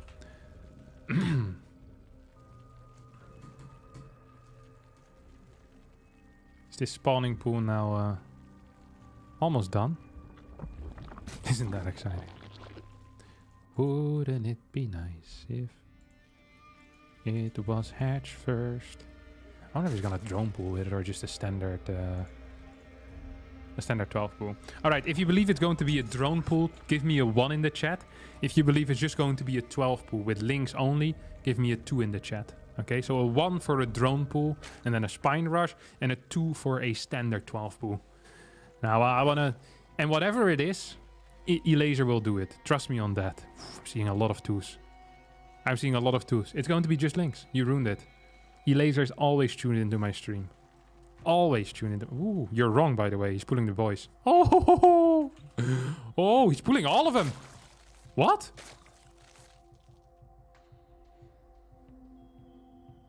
What? I thought you were supposed to keep 1 or 2 at home to mine and have a follow-up. Okay, so a way to fight this is to build a hatchery over here, or like a hatchery over here, then Evo chamber, Evo chamber, Evo chamber. Because then you delay the spines from going down by like 3 or 4 seconds, which apparently is huge. Absolutely massive. Massive, massive deal. Yep, there we go. So 1, 2... No, he was too slow. Oh, he didn't want to do it. He just wanted to move these drones around a little bit. It's gonna move... What are you doing with these bad boys? Oh, look at that. A drone party over here. It's nothing but a drone party. 4 drones going down on the side of Reynor. Elazer with a good start. Does he want to camp those links? No, he doesn't. 1 spine is almost done. More links are on the way. Drone count is 13-7 right now. Reynor in a world of trouble. Reynor is dead. Elazer is going to take game number 1 here. The spawning pool is also in an unfortunate position. Like, this drone is still going to die. Elazer could just go back home with the drones right now, and he'd be absolutely fine. He has all of his drones still alive, but at the same time, he doesn't need to go back home with the drones because he's won the game. Phenomenal start here in this best of 3. Beautiful. Chef's kiss right there. Ooh. When I said chef's kiss, I'm actually kind of looking forward to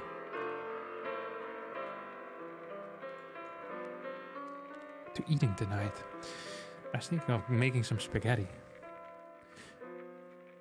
Or penne. Alla arrabbiata. It's like a spicy type of tomato sauce.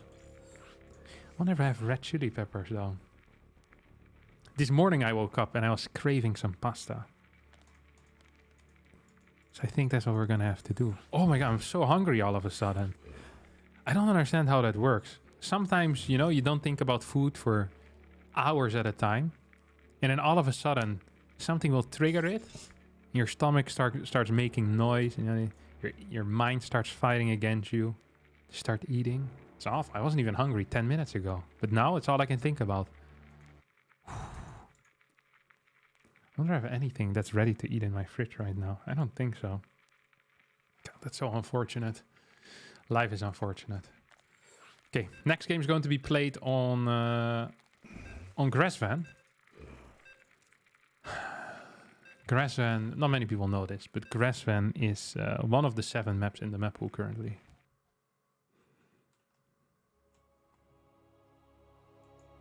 And it's a map that is considered to be one of the better maps in this map pool. It's definitely in the top 5. That also means it's in the bottom 3, or possibly in the bottom 3. But definitely in the top 5. I think there's worse maps in... definitely worse maps in this map pool than Grassvan. What's the chance that Elazer 12 pools again? But legit, what's the chance? 0. It's opening up with a drone. You know, it would be super high tier if he opens up with a double hatch before pool. So first, the most all-in build you can do, and then the greediest build you can play. And if you alternate these at rapid paces, maybe it confuses Reynor so much that you just get the free 2-0, the 2-0 win, basically. Oh, that's going to be phenomenal. Fantastic. You think Reynor has lost his balls now, or no? Yeah, he has. He's lost the balls. Pool first. Oh, he's so afraid right now. Look at this. Elazer, man. What a beast. This guy is... I'm not saying he's living rent-free in Reynor's head, but if he is paying rent, it is very little rent. It's like, you know, there's decent space as well in Reynor's head to live in. And Elazer is using every inch of that place, let me tell you. He's paying like $50 a month for that. And he's staying there, it's nice, warm and cozy. Heating is paid for. No utilities at all. Boy, is it beautiful in there. That's the beauty of living rent-free in a, in a Zerg player's head. Because there's loads of space in the average Zerg player's head, because the brains don't tend to be as big. Now, if you're living rent-free in the head of a Protoss player, you know, even if you're not paying rent, there's so little space, it's kind of squished, you know? It's not a great experience, but Zerg players, plenty of space. I can put a bed in there, computer, a desk. The average Protoss player's head, you'd be happy if you're capable of stretching out fully. It's going to be 6 links that get sent across the map. Elazer spots it. Ooh! Yeah. That's 6 links right there, my friend. Oh, that's an investment as well here out of Reynor. Let's see if it's going to pay off. What do you need to do with these 6 links? Is a question that people often ask. Now, the answer here is going to be, you probably need to clear this link. So you want to try and surround it. Oh, does not get the surround. Doesn't even manage to really scratch these units at all. Queen's about to pop out. There's 4 links here. Queen about to pop in the natural. Hello, Elazer. Need to be real careful with that queen. That's the one thing I do know. 6 links versus 6 links. Elazer is going to be very happy with his position right now. Superior position for Elazer. Has much more mining in the early game. Look at the cash. Look at the cash difference. Look at the gas difference here. And up 2 workers. Queen count is practically the same, although we do see Reynor already getting a 3rd queen right now. He's throwing out that creep tumor as well. Has a baneling nest on the way off of 2 bases. I'm not sure what I'm expecting out of Elazer here, though. He has a lot of...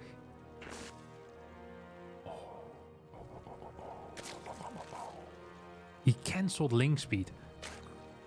He cancelled link speed. Straight into that lair. Straight into that lair is where he went. Poof! Right away, he fired it up. Like the 4th of July. Roach War in the wall. Now the question that is on everyone's mind, at least the people that think critically about StarCraft 2, is what is Reynor going to do? Or he's gonna get the speed, he has the baneling nest. It feels like Reynor, perhaps, would want to put on a little bit of pressure. But he shouldn't, because this is going to be full wall city over here. Trying to pressure into full wall city is usually a mistake. It's going to be 4 gases. This is a fake. This is not real. Your eyes are lying to you. If you believe this is going to be a roach build, you are officially mistaken. You're an idiot. It's a spire, of course it is. What else could it have been with 4 gas? Now, absolutely key is that these queens position themselves in an appropriate manner. Oh, is this, hello? This is not a wall? That was not a wall. It's my next song I'm releasing on Spotify soon. This is, I think a link can fit through here, no? I saw the link standing here earlier.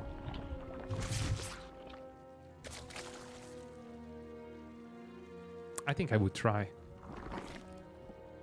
I definitely would try to squeeze in. If I was a Zergling, I'd be lubing up my body right now. Like an eel. Come on, get in there, Chief. You know you can. Just pop, click past the wall at a high speed. I know if this was a ZVP, these links would be in already.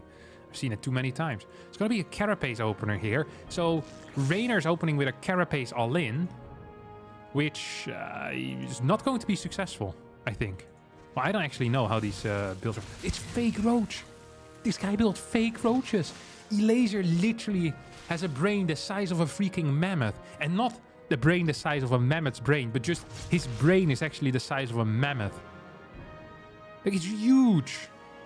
It's freaking huge. He fakes these roaches, then gets the Mutaliski out. He's up in workers. How in the world is he going to die? It is impossible. Like, this guy is a cat. He has 9 lives. And Reynor isn't even going to be capable of touching 1. And he's hidden everything. Until now. Until right this moment. Reynor is going towards the bottom side. It is vital for Elazer that he finds this army. Absolutely vital. He's gonna see it right about now. More drones are on the way. Okay, Elazer popping back in home. Needs to evacuate these drones. The Evo chamber. The wall goes up. I repeat, the wall goes up. Spines now going down. More roaches in production. Biles being thrown in hold position on the drones. What a beautiful move here from our Polish Zerg player. A true genius. Actually, geniuses are nothing compared to him. This guy is a machine. His brain works so well, so fast. It is so big. It is insane. Mutas are doing a good job. More roaches do need to pop, though. As Reynor with the +1 Carapace is having an absolute blast over here. Good movement with the drones. Behind all of this, Reynor is producing more workers. We see +2 already on the way here for Elazer, who's now down 20 workers. Has finished up the spine. Is this okay? Or is it not? 6 Mutas are still out. Upgrade lead for our good friend Elazer. Reynor, he needs to win some time, somehow, some way. There's 4 spores that go up here. Reynor might actually be afraid right now of a mass Muta type of style, while in reality Elazer is going into roaches. So that is completely different. Now the main difference between the roach and the Mutalisk is that the Mutalisk is a flying unit, while the roach is a ground unit. So that means that spores do not deal damage against the roach. This is important information. Very vital to know. Now, you can see it as well as the Mutalisk. If you zoom in, they have wings, while the roach doesn't have wings. It has fangs, it has claws. There's an ugly little face over here. Very punchable as well. Roach is the perfect unit to punch, in my opinion. Now, it is 109 supply against 122. That means that Reynor has more. However, it's going to be +2 range versus +1 range. That means that Elazer has better upgrades. And you see, there is kind of a balance here in the force, but it's not a symmetrical balance. Because Elazer has different tools and better upgrades, while Reynor has more money and more units. So asymmetrical, yet balanced. How is that possible? Actually, maybe Elazer is just ahead as well. It's also possible. I'm entirely never really sure about this stuff. If Reynor decides to move across the map to attack, that would be a blunder. To the 1st degree. Huge blunder. I wouldn't want to see that. Right? 36 roaches versus 37. Reynor is down in upgrades. Reynor has a lot of queens, which are actually kind of useless, unless the mutas decide to idle for 5 minutes.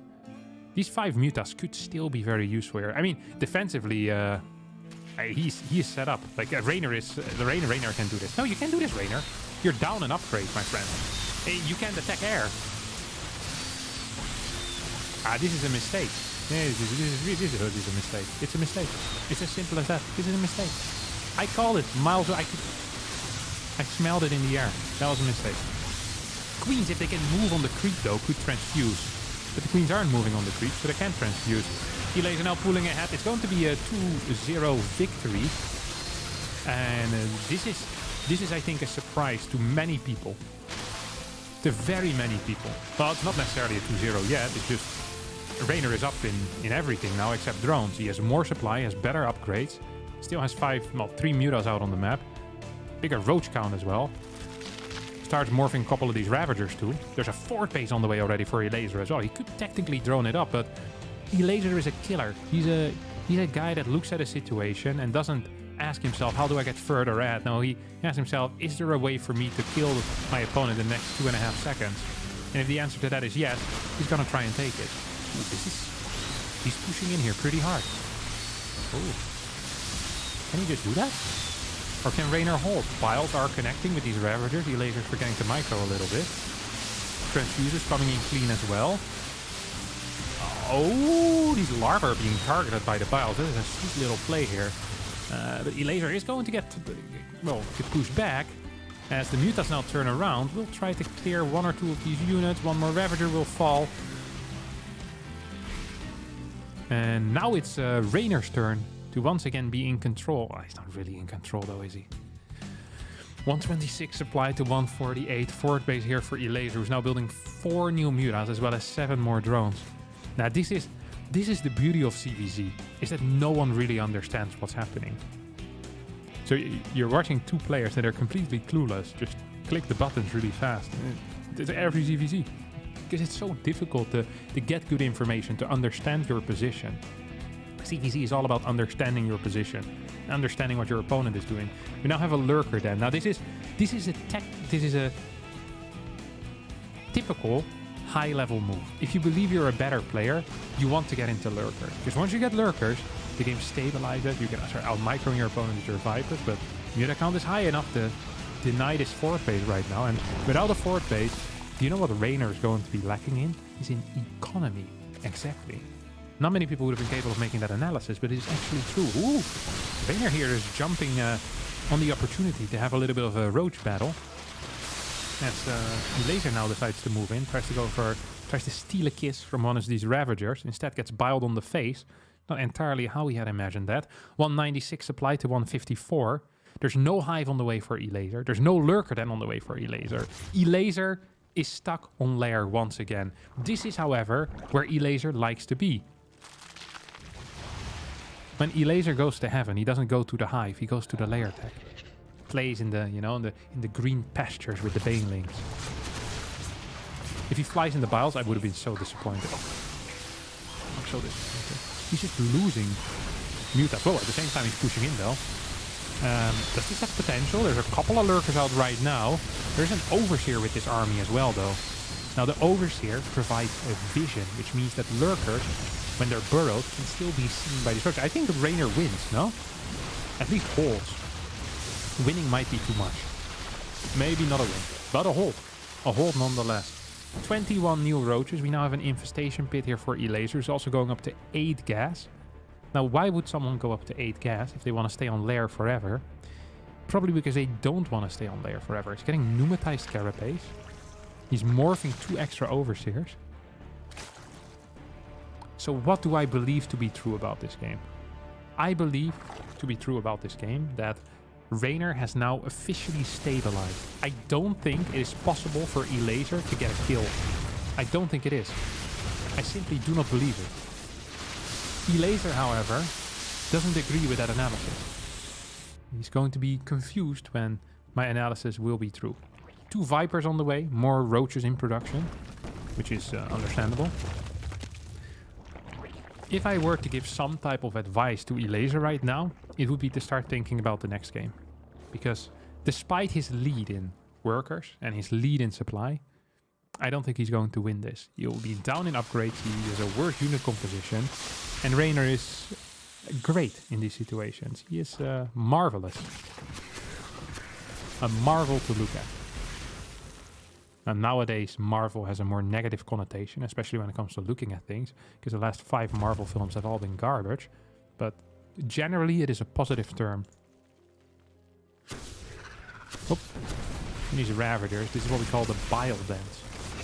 Invented in the early 16th century by Ravagers in the northern part of Sweden. Actually, true story.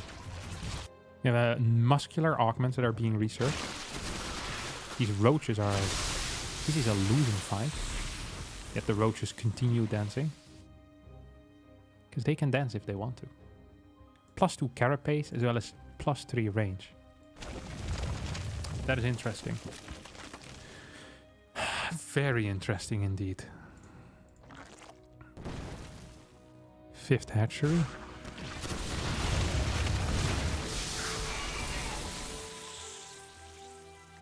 Lurker then. No cancel. Elazer slowly but surely transitioning into the late game. Now what do we know about Elazer's late game? Very little, because he doesn't play it. So we know that he doesn't play it. That might be enough information already by itself. Does get a pretty decent run by in here. We'll get a couple of kills. Lurkers trying to stop this, but this party can't be stopped. The roaches are really fast. Actually gonna get a lot of drone kills here. Like maybe 6 or 8. I'd actually get 8 here if he targets down one or two more. I wish you had burrow in this case. You could just like burrow 3 of these roaches and have a good time. It's not going to happen. 2 Vipers are in production. 4 Vipers are in production. Now, there's very little things better than 2 Vipers, but 4 Vipers definitely fits the bill. This is an army that can't be out on the map anymore for Elazer, because you can just abduct individual units right now. Or you can just Blinding Cloud and win the game. Also viable. Look at these, oh, look at these roaches. Look at these roaches. Is there an Overseer here? There is an Overseer, but it's not here.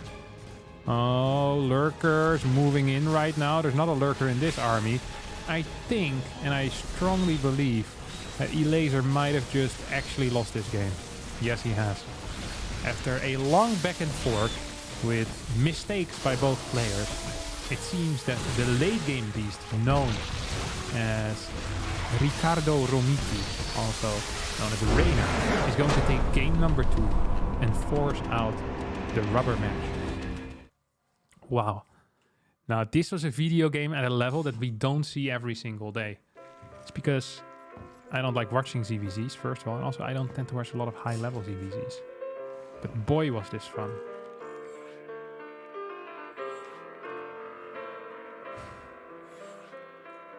Oh, dang it. I almost declined the lobby invite.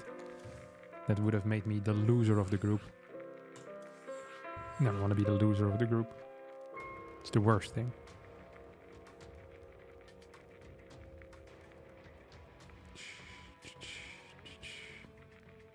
Making a snake movement with my hands. It's a dance move. So you might not be aware of that.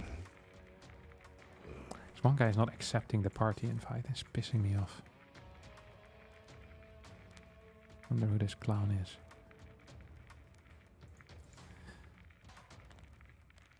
Oh, yeah. What a game that was, though. I really thought that Elazer had him after the early game. Then I thought Elazer had him in the mid game. And then I almost started to believe in the mid, in the late as well. There's one dude that just keeps not accepting the invite to the lobby. Ruining it for everyone else. Like, I can see who it is as well. His name just pops up there.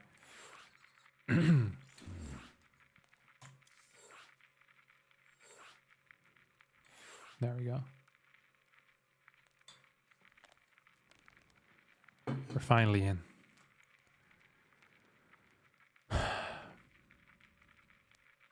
Would you recommend pulling all workers in the third game?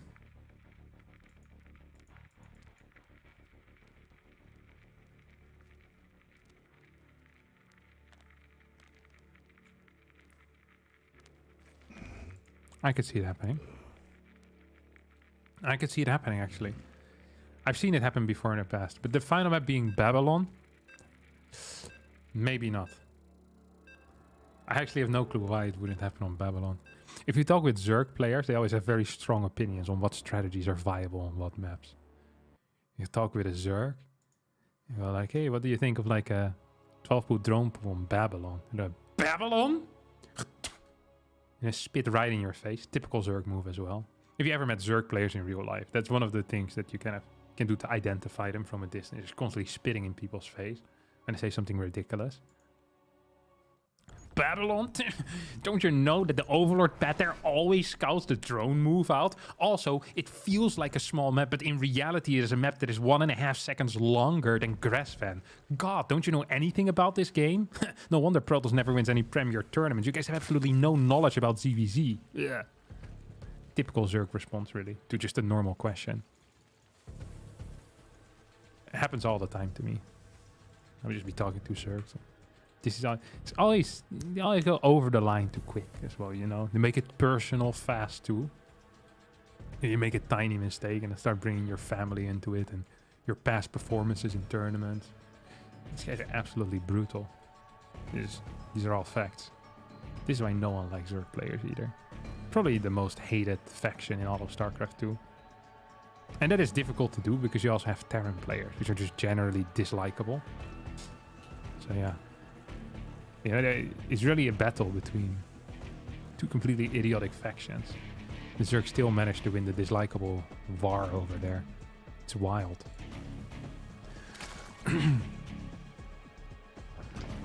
Ooh. See, Reynor he's actually a little bit afraid. He went pool before gas here. So he's still, yeah, in his mind, he's still fighting against the 12-pool drone pool from that first game.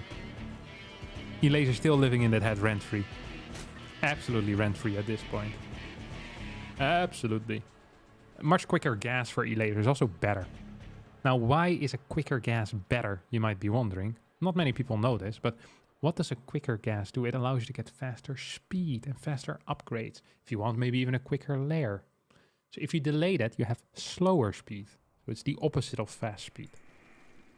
Now, if you have the choice between getting something quick and slow, you obviously go for quick. Well, most of the time in life, at least. Some things, they require more time to truly be appreciated. Food, for example. I think nowadays it's too common that people, they just gobble down their food at high pace and they don't enjoy, you know, the nuances of the meal that they have created for themselves or that someone else has created. There's nothing as disrespectful as, you know, you cooking for 5-6 hours straight, serving it to your customers, and then your customer just watching shorts of like Subway Surfer while Logan Paul is dissing another UFC fighter, you know, and while gobbling it up at high pace. Like there's no attention to the nuances of the dish anymore. Yeah. So just so that you know that. But speed, having that fast, that is important. Very important. There's nothing... I would go as far to say there's nothing more important than fast speed in this matchup. But Reynor's opening up with an evolution chamber here. Now, why is that? I actually have no clue. And, oh, of course, Elazer going for a link flood. Look at this. A little bit of a link flood. A little bit of Monica in my life. A little bit of links ruining my life. Yeah. Rhyming life with life was not brilliant there. It happens to the best, though.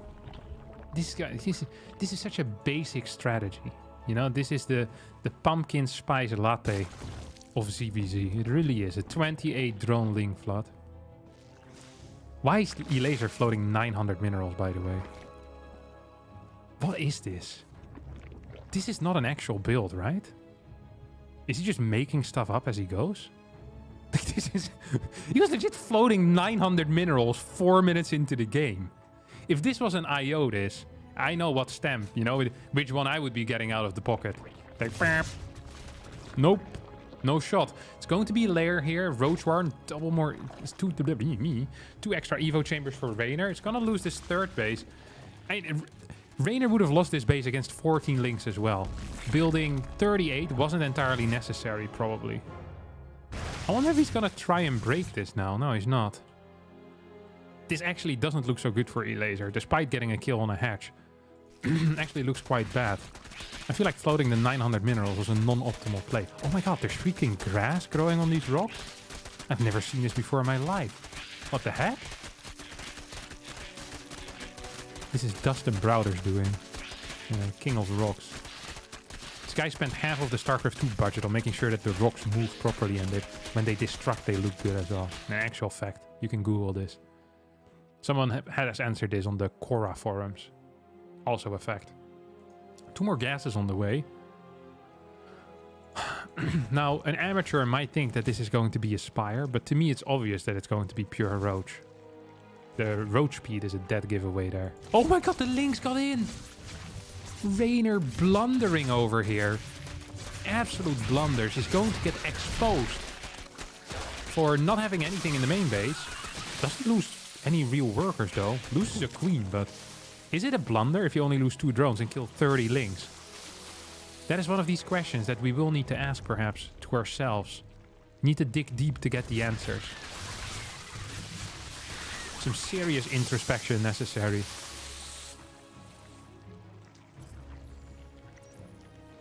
I mean, you do get exposed to the, you know, as to what you're doing here, so that is big in a way. We see Elazer popping down these spine crawlers, as it's a 44 drone attack maybe, but Elazer is going to defend on 42 drones. So, who's the real winner here?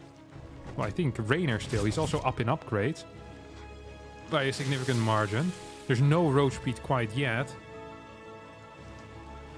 Now, I am not a wizard, but this looks pretty bad here for Elazer. The wizard statement wasn't of any relevance to that. Because he's down in upgrades. He's barely up in workers. Really, the only thing he has going for himself is that he has 2 spine crawlers. Now, this is like at Christmas, is that your brother gets a Nintendo DS with the newest Pokemon. And you get a stick. And then when you complain, Santa responds to your letter, well, son, you did get a stick. And the stick just doesn't feel as appealing. Well, if your brother would have gotten a stick as well, the stick might have been a very nice Christmas gift. You know, it's all relative. These spine crawlers, compared to the +2 upgrade, they do kind of feel like the Nintendo DS versus the stick. Now, there's kids that would be very happy with a stick. Much more happy with a stick than with a Nintendo DS, of course. We're gonna see if Elazer is one of those kids. Can he make those sticks work for him like the Nintendo DS with the newest Pokemon game couldn't? I don't even know what Pokemon games are coming out. I think at some point they were legitimately just remaking old Pokemons and then renaming them. Like with a cool name or something. I'm not sure if this is true, but I feel like this is what happened at some point. I also thought in general the Pokemon games were kind of lame. Like the fact that you had gold and silver and the only difference was like the legendary Pokemon. So I think in silver the Lugia was level 70 when you caught it. And in the... Oh, hold that thought.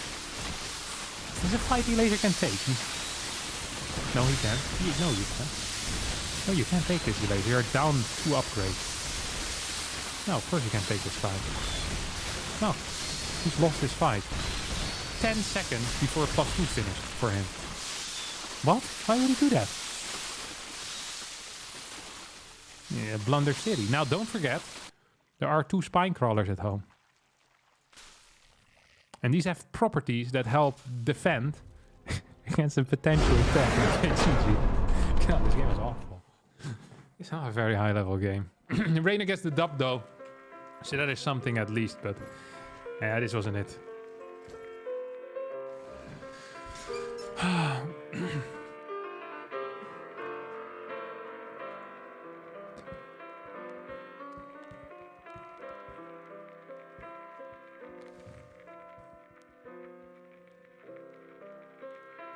What league was that? Well, Elazer is still very good.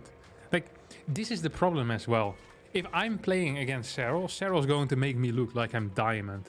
And sometimes in games, if you have a bit of a disadvantage, you're just going to look like you're much worse, even if you are very similarly skilled. So it's not entirely fair to judge people in games where they're very far behind, because they need to take more risk. And very often when you take big risks, they don't end up paying out. So then judging, oh, what a stupid risk to take. Like, well, yeah, he's really far behind. He has to do something. He believed in the moment that was the correct call. So then it's like, well, like flaming someone for that is incorrect. Wait, I need to go to the Asian server, I think. Oopsie daisies. I have made a mistake. It's gonna be Firefly versus someone else. Versus Hero, maybe?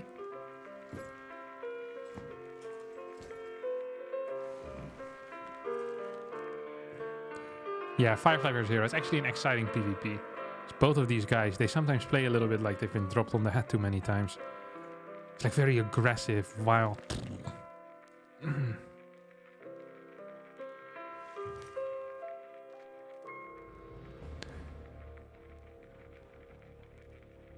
Yo, Captain, hope you're doing well. You look happy and healthy. Just got back from uni, and I'm ready for some epic games today.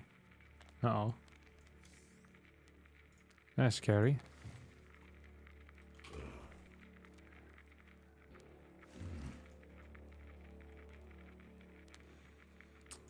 Objectively speaking, Black and White 1 and 2 are peak Pokemon. Is that really true? I remember when I was young, I remember how impressed I was by by Pokemon Yellow. One of my neighbor kids had Pokemon Yellow on the... It wasn't the Game Boy Color. Was it called the Game Boy Pocket? The one that had a black and white screen? Could that run Pokemon Yellow? I can't quite recall. Just a Game Boy? The Game Boy Pocket was the small one. I'm pretty sure it was black and white, but I might be wrong. It might have just been in color. Yellow was color? I swear that I had that game in black and white. I just remember that when you leave the first city, so you have you get Pikachu at Oak, right? And then you move up, and I remember you had like this. It's not like it's like trees, and then there's lots of grass in between. You need to go up, then you go to the left and down, then you go up, you go to the left and down, then you go up again. You have Pikachu walking behind you, and I think that might actually have been one of the first times where I was like super impressed by a video game. I was like, man, this is so sick. Like you're just walking around and these things popped up, you know, you had to fight the Pokemon. And I remember because we were absolutely idiotic. Well, we couldn't read English, right? And the games didn't get localized for Dutch. So you're just literally just pressing random buttons and hoping that things are right. Playing freaking Pokemon as a non-English speaker was so hard because sometimes in the games, you're talking to someone and they're giving you advice on what to do. It's like, oh, it would be wise if you'd go here. Or, you know, I think it's in like Pokemon Silver, where one of your first missions is to go to a guy called Mr. Pokemon or something because he's made an invention. And so, and he's like in a house upstairs somewhere. So you need to go to the left and then you go upstairs basically. You need to talk to Mr. Pokemon, who has, I think he made the Pokédex at that point. That's it. But if you don't speak English, you have no clue where to go. You're just going in every single house. You're talking with everyone. And these people will tell you, oh, Mr. Pokemon lives upstairs. You need to go to Route 49 or whatever it is. But you have no clue because you don't speak the language. You're just clicking A. And then you know the words yes and no. And you just click yes and you hope that something good happens. That's it. So a first mission, which is very simple, could take freaking 10 hours for you because you don't speak the language. And Pokemon was hell to play.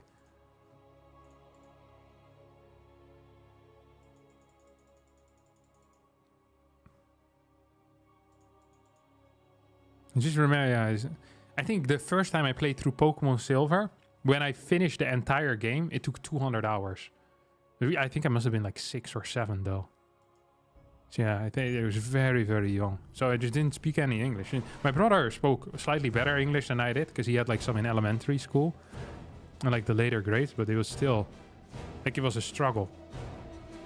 Like at some point you have like a guy that allows you to like change your names or something. Like this is the type of stuff. Like you always press yes no matter what the question is, and then all of a sudden you're changing the name of your Pokemon. Like it's this type of stuff that always gets you, you know? Or it's like asking for a trade, but you have no clue what you're doing, so you're just pressing yes, and then it, you know, it's like it wants you to select a dude from your team, and you can't because you don't have the perfect Pokemon for the trade or something, you know? It's like, yeah, they should have had localized versions. Well, they shouldn't have. The Dutch language isn't important enough, but it was difficult. Playing Yu-Gi-Oh! Also was difficult because none of us could read English, so we just made up effects that seemed somewhat correct, corresponding to the cards. We had one guy that watched the entire Yu-Gi-Oh! TV show, so he kind of knew how the game worked, and he was kind of like our referee, you know? Then we'd make our parents read the cards. Mom, what does this do? That's a trap card. It allows you to kill a trap card. All right. What's a trap card? Yeah. Yu-Gi-Oh! Is difficult to play as well, man. All right. Hero versus Firefly here. Best of 3. Woo-hoo-hoo, Firefly. I'm telling you, this guy legit plays like he's been hit on the head. He doesn't give a crap. If he wants to do something, he does it. So this is super risky for the people that are not aware. What he just did is he pretended like his opponent couldn't block this Nexus for forever, and he just gambled that he would get the Nexus down. And he got the Nexus down. That is a freaking huge deal. Now, life is actually really difficult for Hero. If the players are evenly matched, I would say it is like maybe 70 to 30% in favor of Firefly. Maybe even slightly more. And if he's going for an actual pylon block, which is genuinely quite a crap build order, I think we're actually... Ooh, a second pylon too fast. Because you need a unit before that. Oh, this is a blunder. Oh, this... Okay, I don't like his position anymore. Stalker into pylon and then battery is the correct order. Like, you're supposed to build a battery as well, 100%. I'm gonna keep it a $1.50 with you all, but if you don't have a battery as Firefly, it's too late. He didn't know the build order.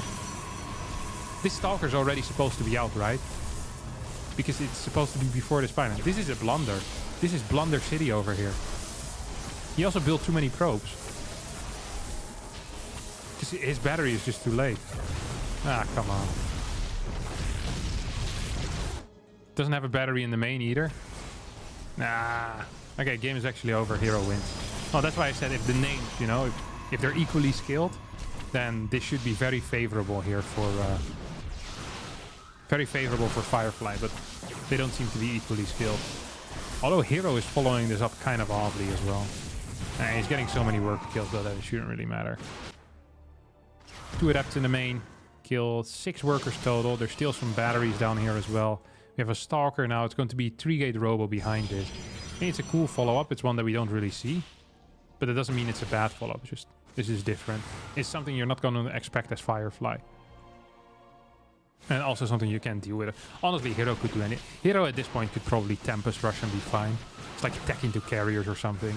Like, there's legitimately no way you lose this game. If I was Firefly, I would have left. Just kept the honor to myself. Because it's not possible to come back into this.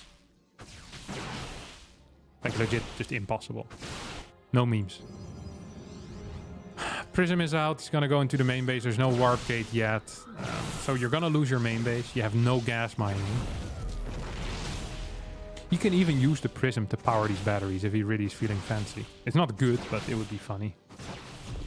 Sometimes you have to do things that are funny just, you know, for the sake of it.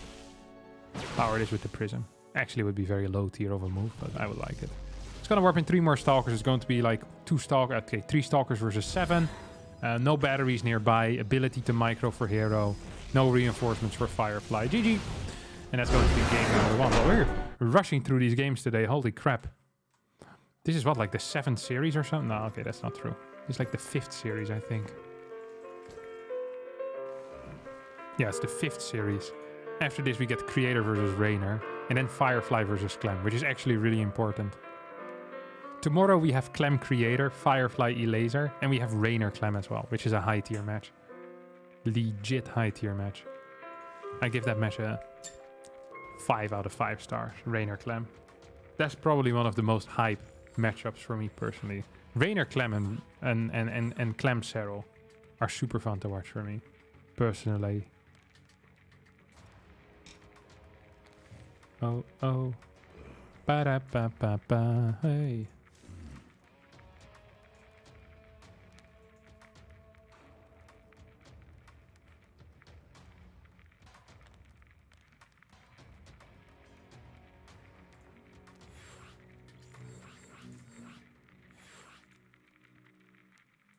We're still waiting for the game to start. I'm not sure why it takes them so long to host these hobbies every time, but...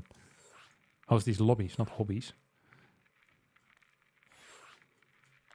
Yesterday I got like a newspaper that was offering courses at like a local neighborhood center or whatever you call that. It's like activities you could do. And one of the activities was setting up a testament and decorating your own funeral. I was like, well, this is not being sent to the right person. I'm not planning on dying anytime soon. I think. And this is dark. Just like an entire page just filled with... It was like a... It was under the header of society. And it's just like... You know, making sure your funeral is how you want it. And learning about how a will works. I'm like, man, that's not what I want in my life.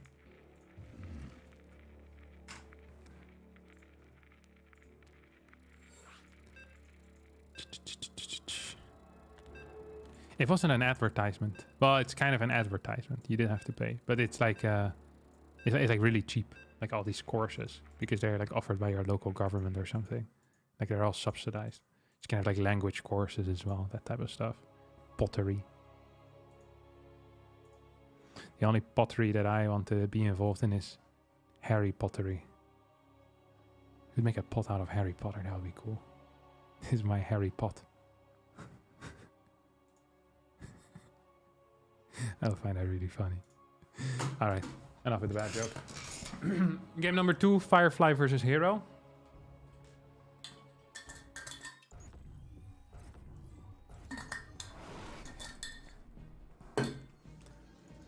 Let's go! 1-0 in favor of Hero. Oh my god, he's cheesing. You little cheeser. Okay, what's this gonna be? 2-gate forge? 3-gate forge? Okay, 2-gate forge or 3-gate. It's one of the two. This is actually... Wait, what? Maybe it's not? What is he doing? Is it a cannon rush? But he sends it out too fast then, no?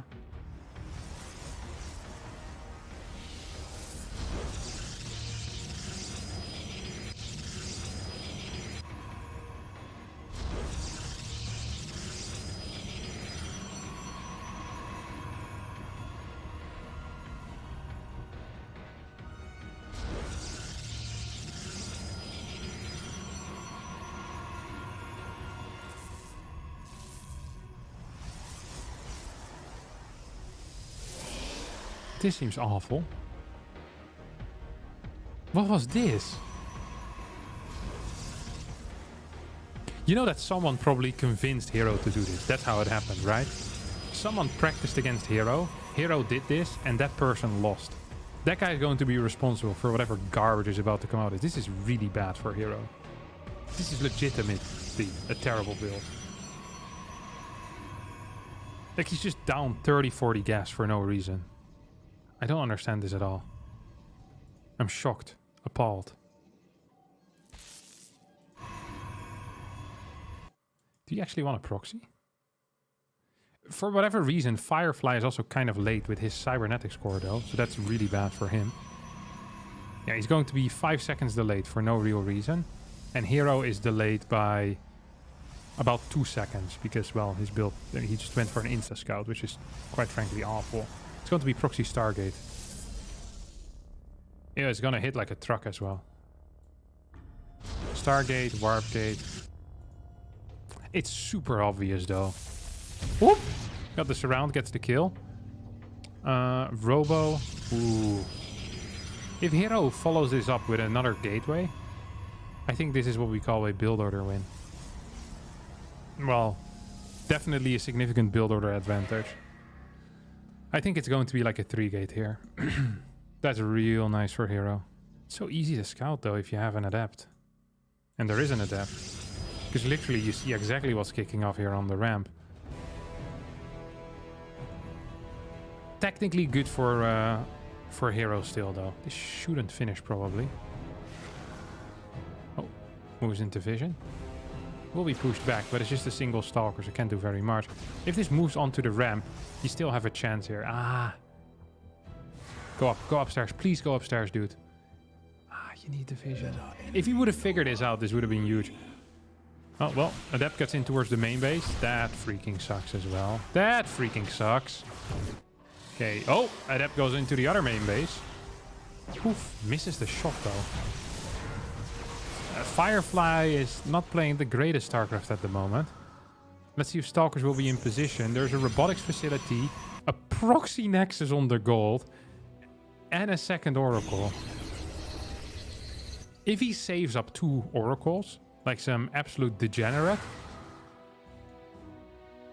that would be really cool. I would give this build 4 stars then. I'll give it 4. 4.5 even. I'm feeling a strong 4.5. Week 5. Why is Hero just standing in his main base like some lunatic? It's like he knows what's kicking off. Actually, if Firefly gets a 3rd oracle and then flies in with 3, that would be even higher tier. This is going to get 4 kills. That's my call. And these oracles will get... Did he just get 0 kills? He got 0 kills. That is extremely low tier. And he did get 4 kills. And both adepts survived.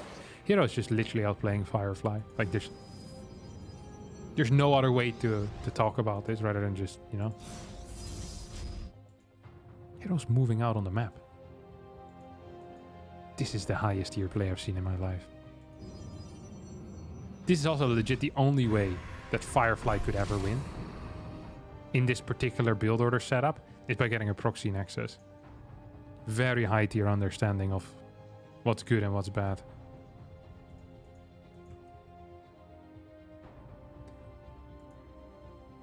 He's gonna lose both of these gateways most likely. For free. I don't think he can quite contest. I almost feel like he should send the oracles home to help out. Look at the supplies. Right now it's 50. Ooh! Super battery. Super battery. That is secure, isn't it? Nice force field. Hit nothing. Is there another force field? No, there's not. Oh, there's one more. Hello? Hello? Oh my god. That scared the crap out of me. Yeah, Firefly is not microing very well at all. It's gonna survive for now. So 2 oracles once again popping in. Having a blast here. That was good. That was real nice control. Hero doesn't realize that there's a proxy nexus. I actually think that if Firefly survives this move in, he's going to win the game.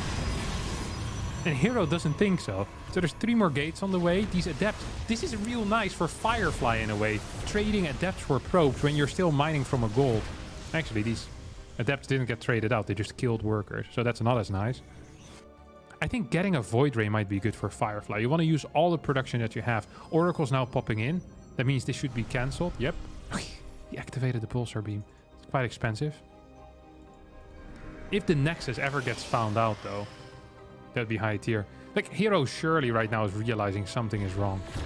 Like, super wrong. There's like 2 workers over here at this base. Like, Hero sees this. Like, man, my opponent is delusional if he thinks he can win.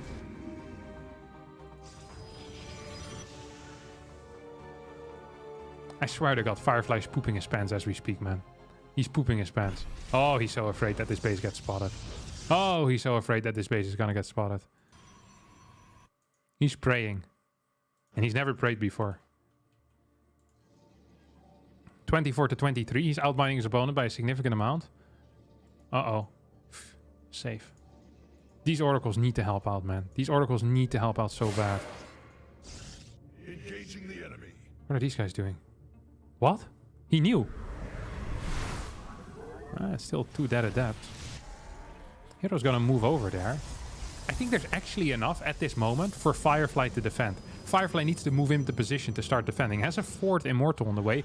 If he can save these probes temporarily, this is actually a nice warning for Firefly. Just move away, dude, with the probe. Move away with the probe. Fly away to the promised land. Okay, 2 Phoenixes. What is this? Hello, what is this prison doing so far up? Not entirely sure. Could potentially lift 2 Immortals with these Phoenixes. There we go, buddy. There we go. Gets 1, gets 2. Poof, targeting these down like his life depends on it. Because quite honestly, it does. Gets hello. Shoot the Immortals that are low, please. There we go. Firefly wins this game. 100%. Well, not 100%, but he's winning this game. There's a second base right now for Hero. Hero is down 20 supply. Hero is down 3 Immortals. Hero is down against these 2 Oracles as well. These Oracles could move towards the main base. Blink is about to finish up, though. That's going to be quite helpful. There's also defensive battery right now at this point. Oracles moving to the main base is a correct call. I love this so much. I think this is so cool. Hello, what is in here? Sentry? What is he doing? Well, the Oracles are going to move towards the main. Taking out workers. Gonna lose both Oracles most likely to Blink, isn't he? At least one. Second one stays alive. Very close. Oh. Yeah. Firefly, the man, the myth, the legend. Makes it happen here with this gold base. Very well executed. Very well executed indeed. Talk try to go into the main. 11 works to 21. Hero in shambles. Hero fans also in shambles. You have the Chinese community cheering this guy on. Mr. Firefly. Having the time of his life. Well, lots of works actually are going down on the other side. Firefly has given up on defending. He's here to kill, baby. Oh yeah. They're doing a phenomenal job at that. Nothing in production, but still a base over here as well. And I mean, what's this? This is game over. Game over. Time to leave, Hero. Gonna try to counterattack. The funny thing is that if there was a Dark Shrine, it could have been pretty scary, right? There's no Observers. No Oracles left. But, I mean, there wasn't a Dark Shrine, so it legit doesn't matter. But just imagine if there was a Dark Shrine. Firefly didn't play it out properly, but got the dub anyway, so it's all good. Thank you, Merlin Oel, for the €2. Much appreciated.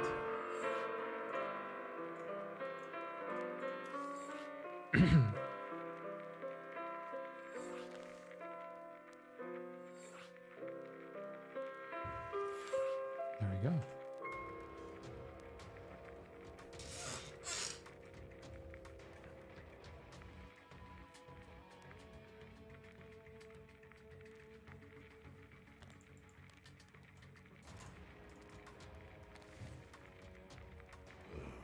All right, we're set up again. I'm always afraid that I miss lobbies. It is a thing of nightmares, missing lobbies.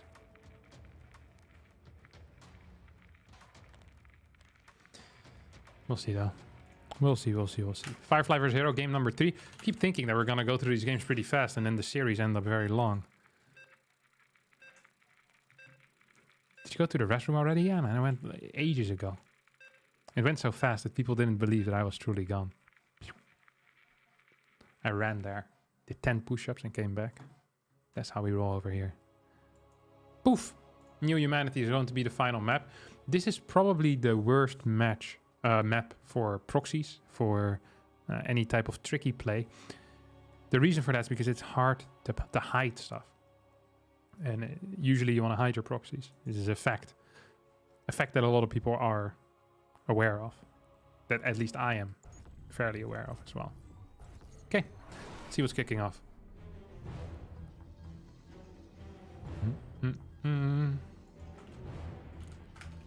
Score is 1-1.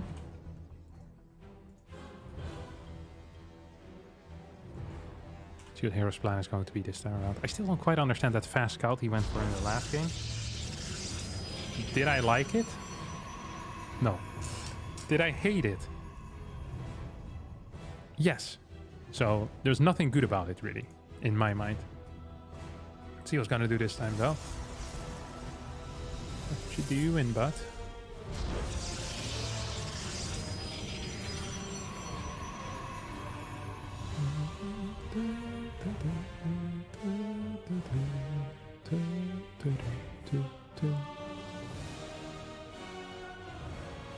So it's just gonna chill around here with this probie. 2 more simulators.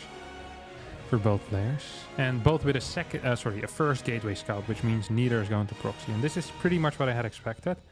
I've played against Firefly quite a few times, and I'm familiar with his opening repertoire. I think he's going to open up with a 6 or 8 adept start. I'd be very surprised if he doesn't. See how many minerals he is mining as well. Indicative of either an adept start or maybe a stalker. Most likely not going to be a stalker sentry. I'd be confused. Ooh, actually pulled into gas here pretty heavily. There goes my prediction. Out of the window right away.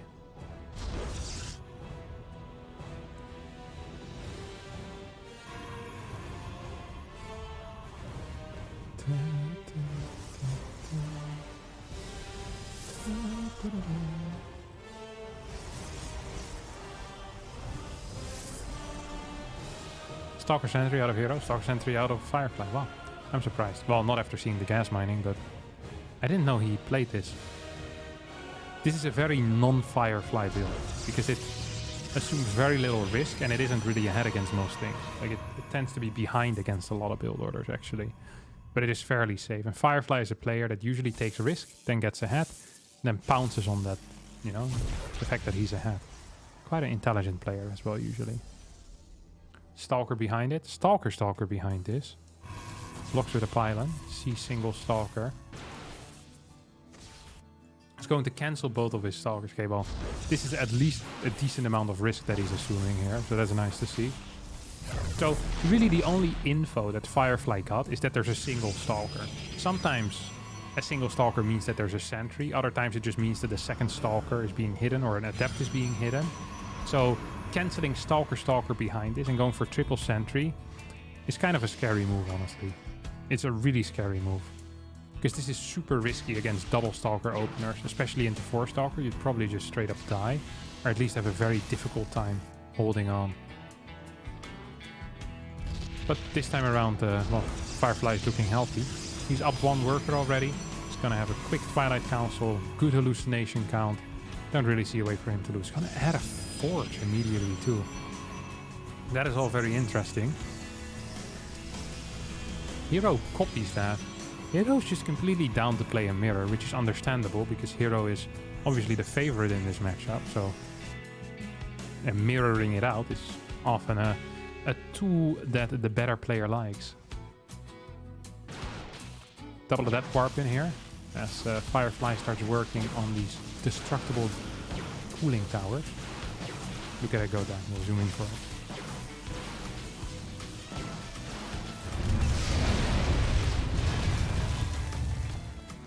Good animations. 2 stars.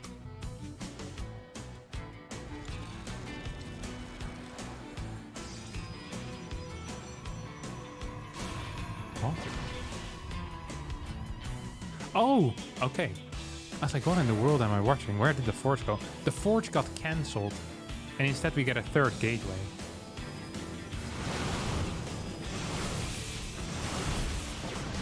Well, that all got discovered though here by Hero, who also gets 3 worker kills, which is actually a fine trade.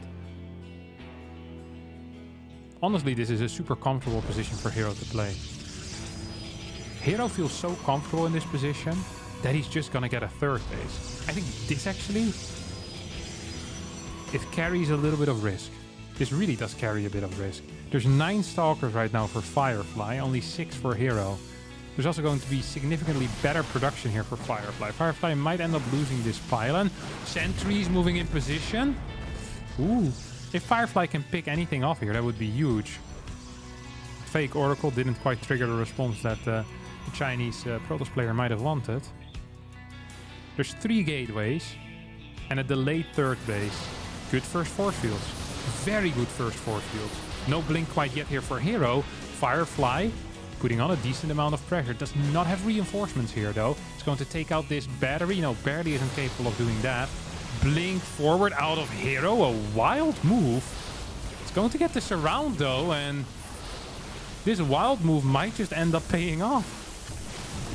I can't believe it. Blink not even done yet for Firefly. This was a vanilla Stalker push. This has to be one of the worst synchronized attacks that I've seen in my life. Yeah, the classic timing, 25 seconds before his own blink finishes up. Like ridiculous stuff over here. Completely improvised build order, it seemed like. Now getting the forge. He's going to be down in workers, down in nexus timing, and down in upgrade. Hero so far ahead currently that it's going to be hard to imagine Firefly, you know, the kind of getting himself back into the game. So he starts the charge upgrade. Double Adepts moving in towards the natural. So we have a 4 Stalker squad simultaneously moving in towards the third. It's going to blink in or out. It's not going to do any of the blinking here. As 4 or 5 workers will end up falling here as a result of this move. This was a really good move out of Firefly. 5 worker kills for 2 adepts. Very worthwhile as he blinks away. Hero hasn't continued upgrades. And instead trying to go for a timing attack. But doesn't really have that many gateways, does he? He has 3. He's getting a 4th.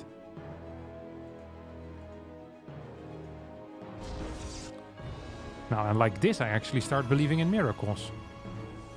Production is looking healthier here for Firefly. He's getting his upgrade. He somehow managed to pull ahead in workers. I guess killing those 5 definitely helped out. I'm actually feeling this position quite a bit here for Firefly.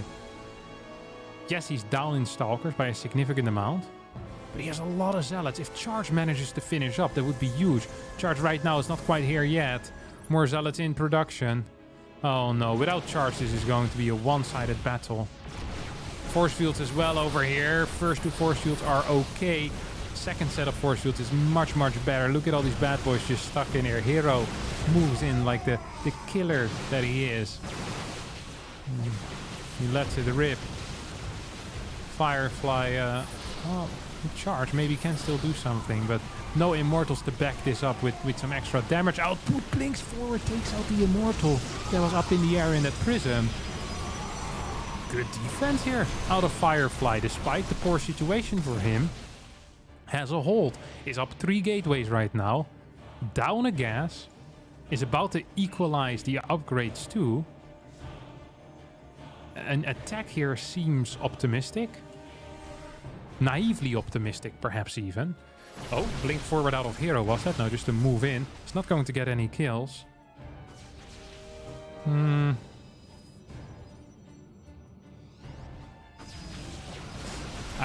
I think you just need to play control for now. Well, maybe with a drop to the main base. There is a cannon and a battery in there, though.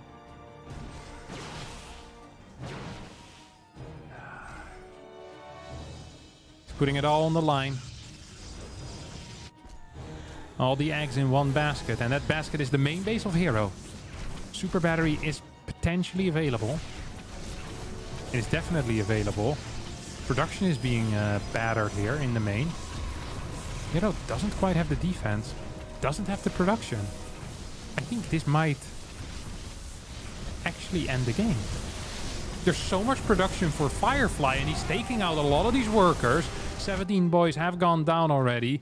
20 probes have gone down. +2 is on the way for Firefly. Even if Firefly doesn't get the dub right here, he's most likely gonna get it with a follow-up attack with +2. Immortal being taken out. Firefly with a massive upset. A huge upset. Especially after how the early game went here. Just going to take out Hero. The beast. 40 probes down. Hero stays in, but for what? He's dead. Wow. What a gamer this Firefly is. What a gamer this Firefly is. Hero tried to end the game. I thought for a second he could, but he couldn't. And now it's 54 workers to 13. It's going to be +2 upgrades versus +1. There's legit no production active. Well, there's like 3 gateways, that's it. Firefly continues just rallying stuff across the map, is getting a 4th base. I mean, could throw down a 5th as well if he wants to. It literally doesn't matter. Could triple expand if he really cares. Gets a recall off. Hey, there's no workers to kill anymore. That's the issue right now that Firefly is running into. That's a very good issue to run into, let me tell you. That's a very nice issue to have. It's a brilliant problem to have. 44 army supply to 33 once again. I've mentioned it already. +2 versus +1. Immortal is going to get taken out for free most likely here. At least get its shields activated. But this is a ridiculous position to be put in as hero.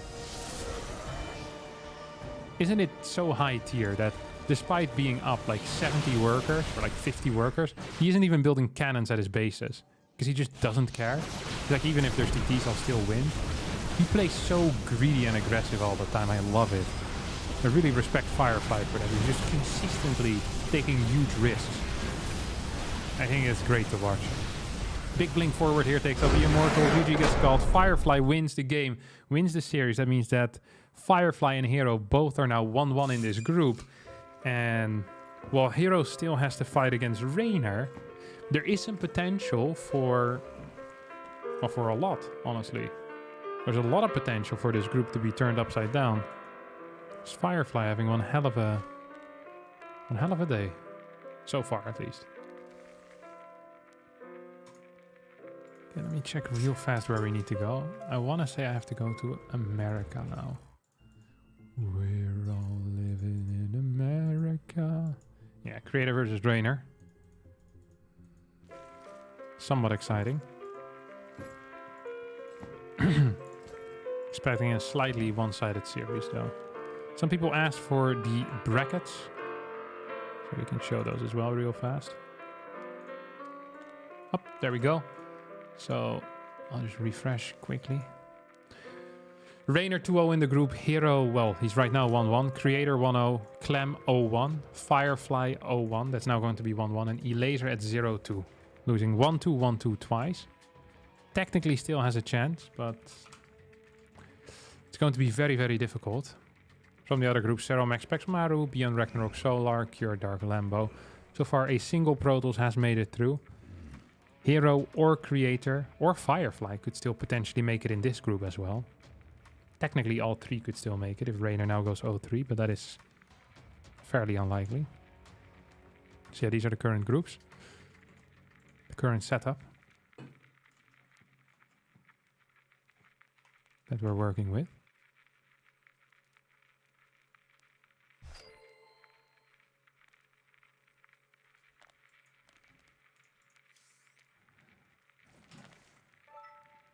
When would you prioritize charge over blink? In Protoss versus Protoss? Never. It's always better to get blink. At high level. At low level, charge is probably better because it's easier to micro. But at high level, blink is very high tier. Very, very high tier. I feel like Hero gave that game. He had a lot of scouts, know what he's doing, and somehow Hero lost. It wasn't a Hero gameplay. No, it's exactly a Hero gameplay. Hero is a player that takes a lot of risk and is super aggressive with leads. So if he loses, it's often because he's too aggressive in a way. I think this is one of the most Hero-esque losses that you can have. He plays like this all the time. This is what he does, man.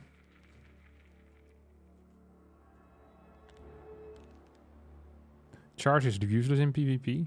No, that's not what I said. I said that if you want to prioritize, you never prioritize charge over blink. I don't say charge is useless. I just say blink is always better to have first. There's almost no scenarios in which charge is better than blink. Maybe one scenario would be if you're playing Phoenix Immortal and you have a Twilight Council, then you get charge, not blink. But there's no other scenario in which you get charge over blink. Blink first is always better. Always, always, always. Holy crap, dude. Charles Edward Cheese. Can we give it up, ladies and gentlemen, for Charles Edward Cheese? I love your last name. If Cheese is your actual last name. For the $300. Morning from California. Love the content. Thanks. I love the money. And I'm glad you like the content. You know, you have something that I want and I have something that you want. I think we can make this work long term, Charles. Much appreciated, buddy. Thank you so much. That's very kind. Kind.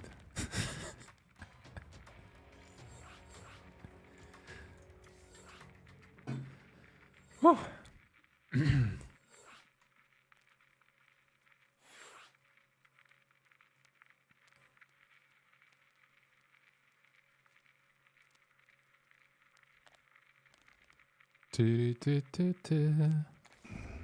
I'm loving it.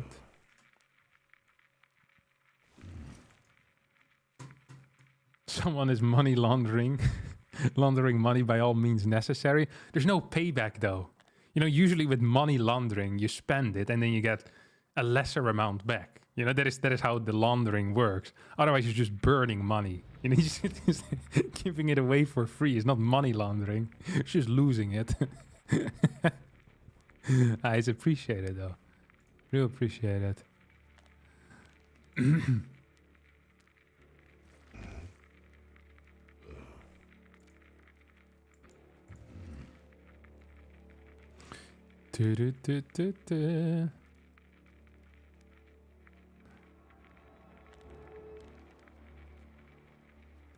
Just for the curiosity, who's the sponsor of the tournament? Sponsors are Doyu, Hypergriff, TGIF. Is that Thank God It's Friday? Or something else? That's a Chinese TGIF. I think it's something else. It's like it's a gaming chair from China. Taidu and Rio. I don't know any of these sponsors. All Chinese sponsors. Douyu is a streaming platform, I know. But I had never heard of the other ones before. Yeah. So huge. Huge money. The guys that run WTL are super competent at gathering sponsors. It's also because their product is extremely good. And they run a pretty low budget show as well. Like, yeah, we're not watching the actual clean feed right now, but they usually have a clean feed.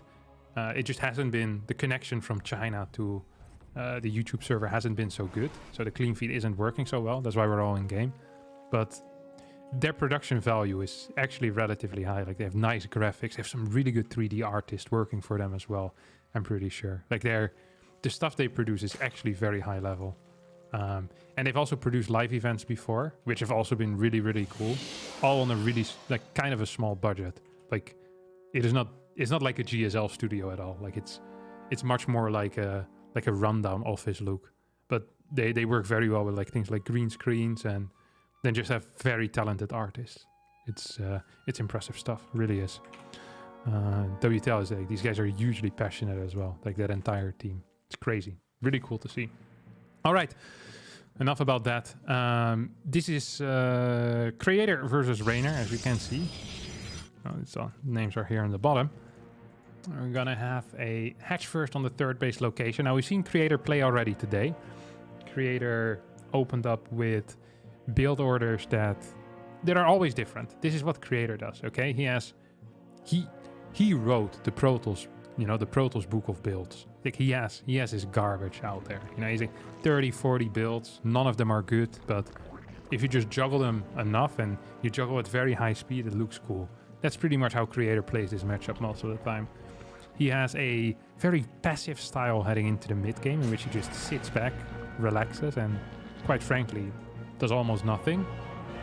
And Reynor, I'm expecting a couple of things. I'm expecting roaches with quick +1. That is what he likes to play. As we're on Babylon here, we might even be moving towards a what do you call it? A swarm host opener.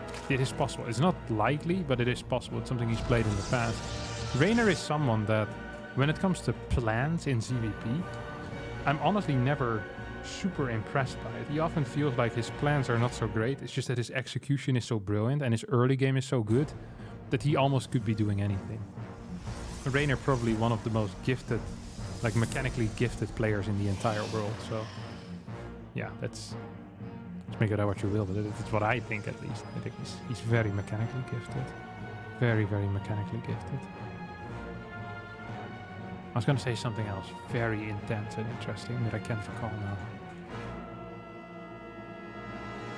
Wait, a zealot?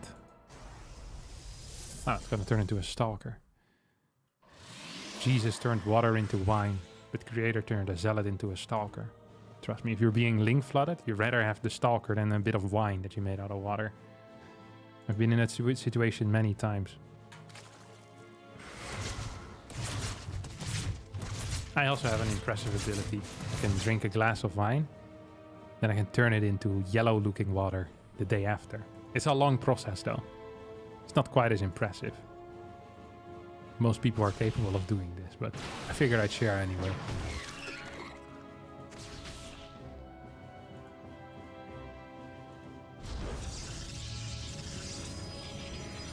2 queens extra on the way.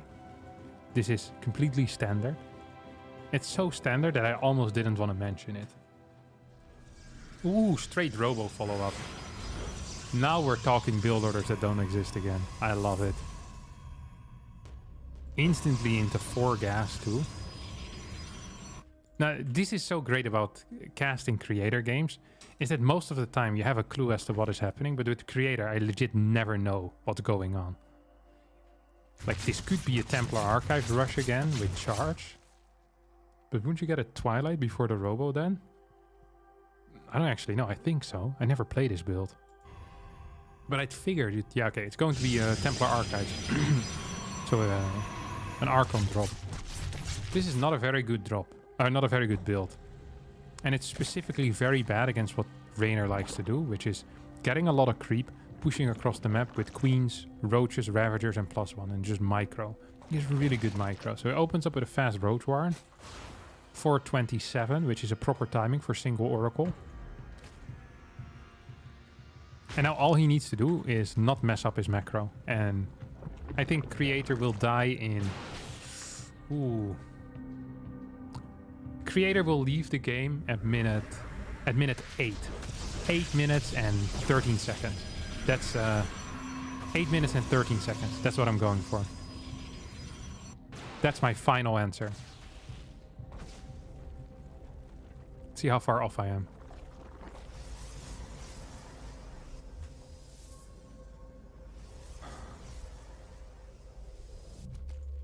Second gas has been taken already, so we have a couple of roaches on the way. Reynor has spotted everything. He's so aware right now. So Archon is actually taking a decent chunk of damage. He's going to get lifted barely in time.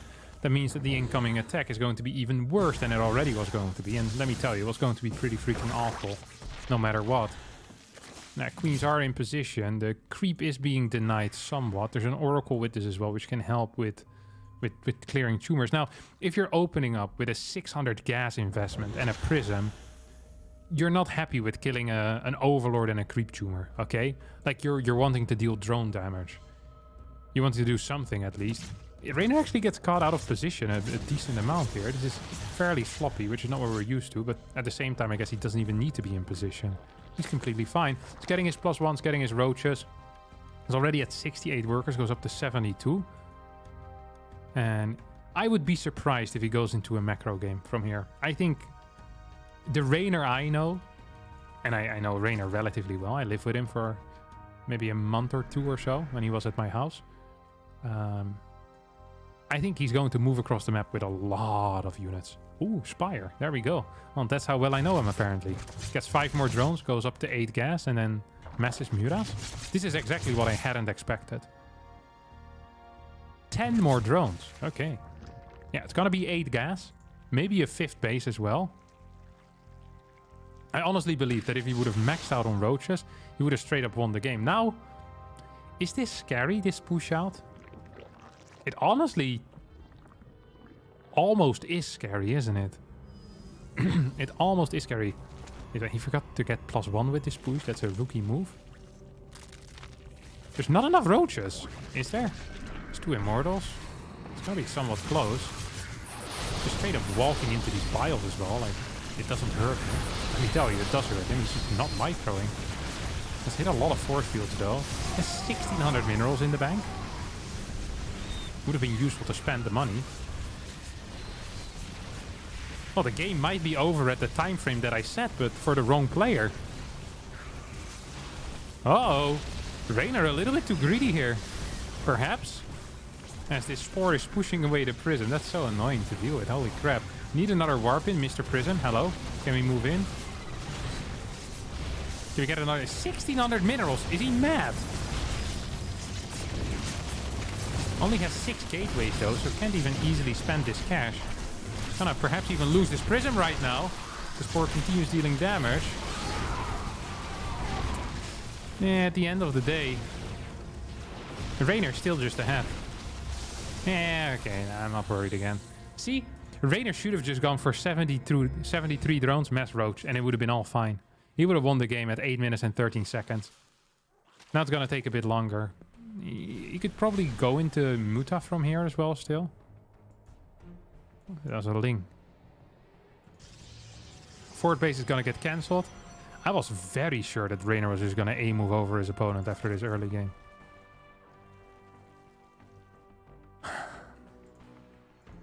So, I know I was very negative about Creator's build order, but I think I had a good reason for that.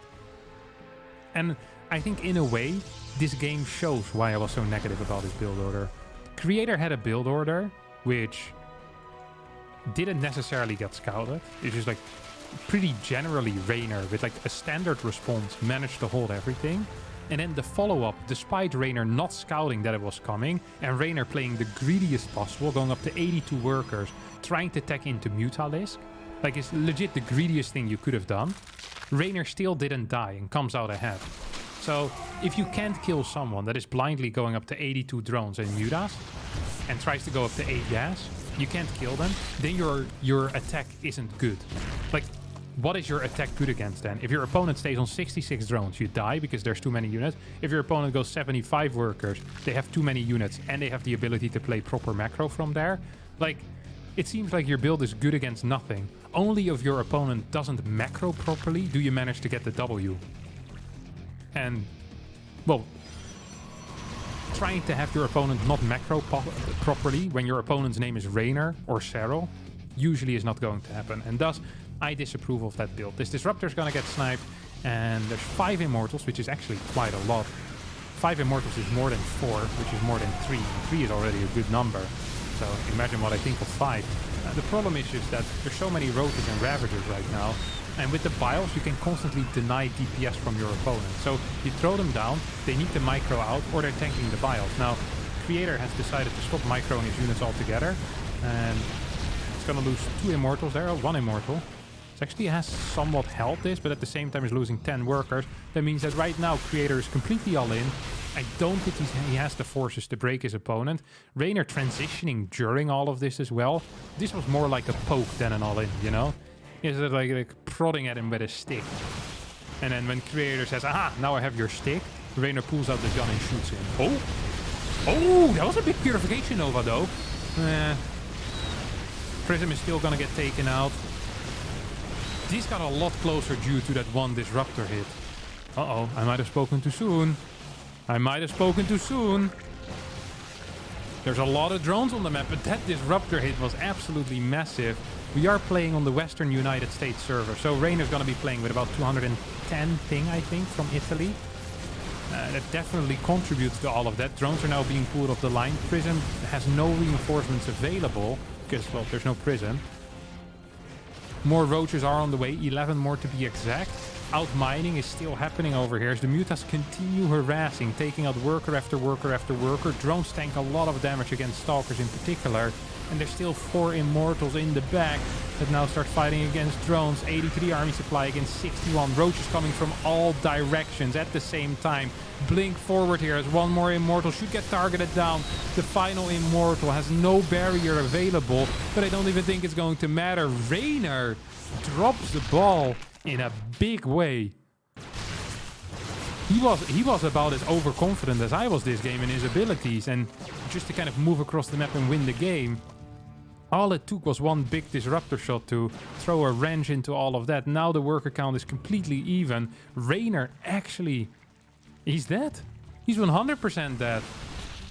Oh my god.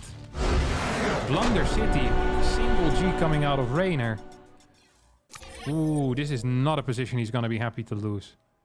Like, if we take a couple of snapshots just quickly in the game, like here, Reynor's super far ahead after this. At this point, I think, honestly, Reynor's super far ahead. If he doesn't eat this... How big is this Disruptor shot? Is 0 kills? Into 4. I think 3 Ravagers.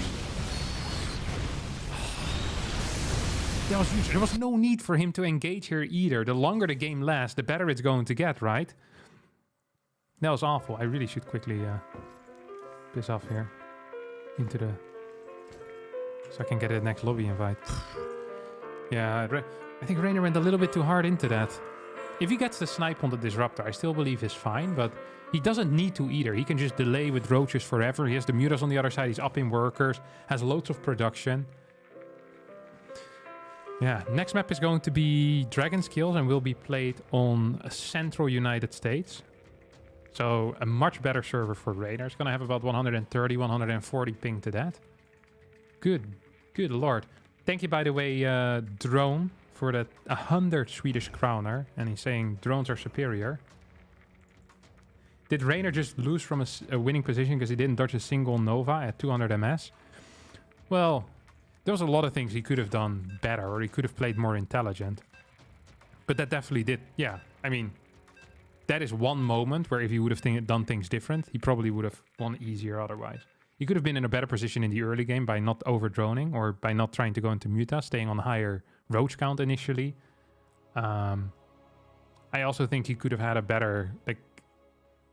he probably could have stayed alive for longer, just playing Roach Ravager in the end and just kind of kiting back into bases, getting more reinforcements, and then eventually trading. Like, there's a lot of things I think he could have done. He had quite a bit of creep. Mutas were forcing his opponent to move at a rapid pace, so it's always hard, though, to make these decisions. And 4 Immortals do pack quite a punch, but it felt like, you know, the tools were there for Reynor, and they didn't get utilized the way they should. Now, 1-0 in favor of Creator. Game number 2 will be played on Dragon Skills. Creator will go out with another early little probe over here. That's cool to see. That is indeed cool to see.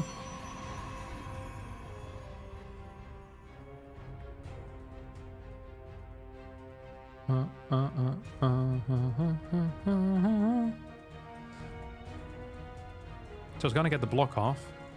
Reynor is going for a 16 hatch. 17 hatch already. Blind 17 drone. It's gonna move this. I think you just go to this base, right? Yeah. Wonder what Creator's gonna do behind this. Creator has a lot of builds, and it's actually kind of scary. So I think life is pretty okay against Creator as a Zerg if you're ahead. But if you're behind,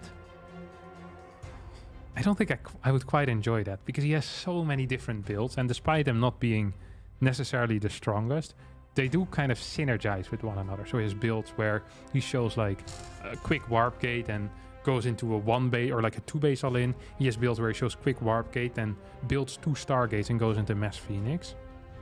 So there's really a lot that he's capable. Like, his range is so large, which makes it scary if you're behind, because you tend to play a bit overly safe. And if you lean too far into one defensive direction, it means you might not be completely covered from some of his other crap. So, yeah, we're gonna have to wait and see how Creator's going to play. Personally, I would have loved for him to go for a no scout here.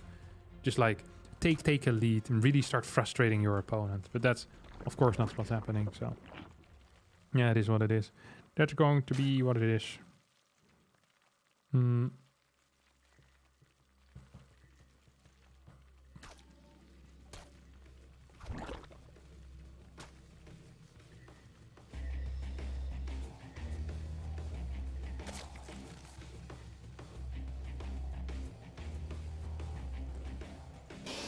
Okay, quick warp gate. Keep an eye on that. Okay, gets cancelled. Insta Stargate. Understood. Understood, sir. Gotcha. As the kids would say. Oh, restarts warp gate. What? Is he faking a Stargate here? I mean, he got me with it. Yeah. This might be the same build he played against Elazer earlier today in the early afternoon. Or well, for some of you Americans in the early morning.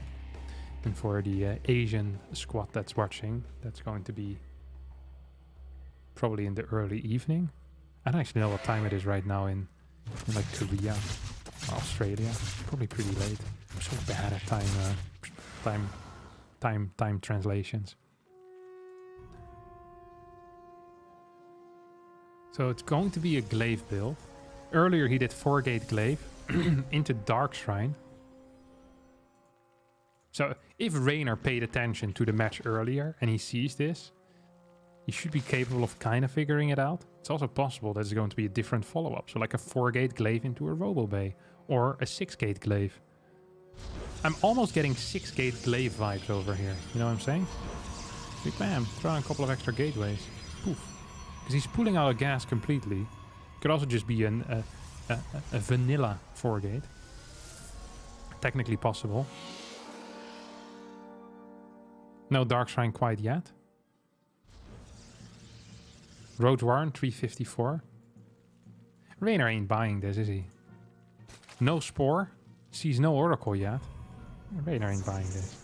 He absolutely ain't buying this. Let's take a look at the timing here. First warp in is going to be 4:09. That means second warp in round will be at 4:30.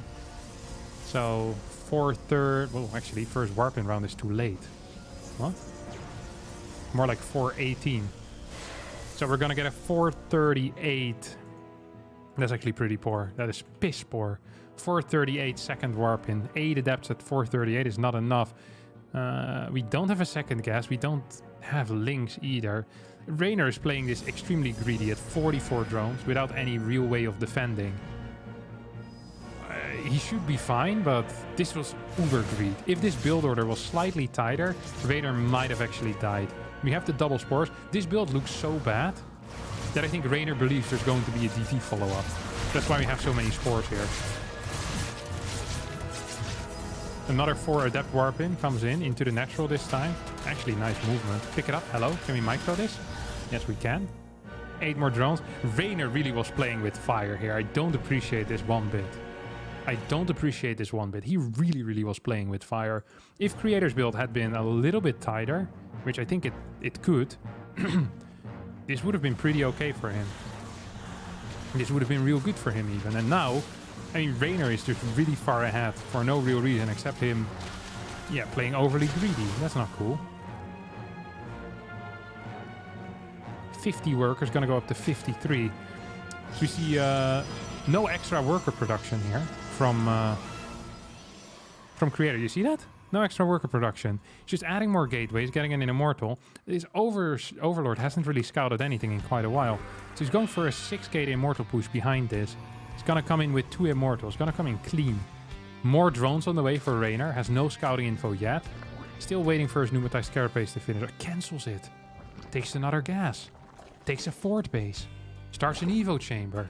3 more drones. If the next wave is drones. Melee. Whoa, whoa, whoa, whoa. Baneling nest. Oh, whoa, whoa, whoa, whoa, whoa.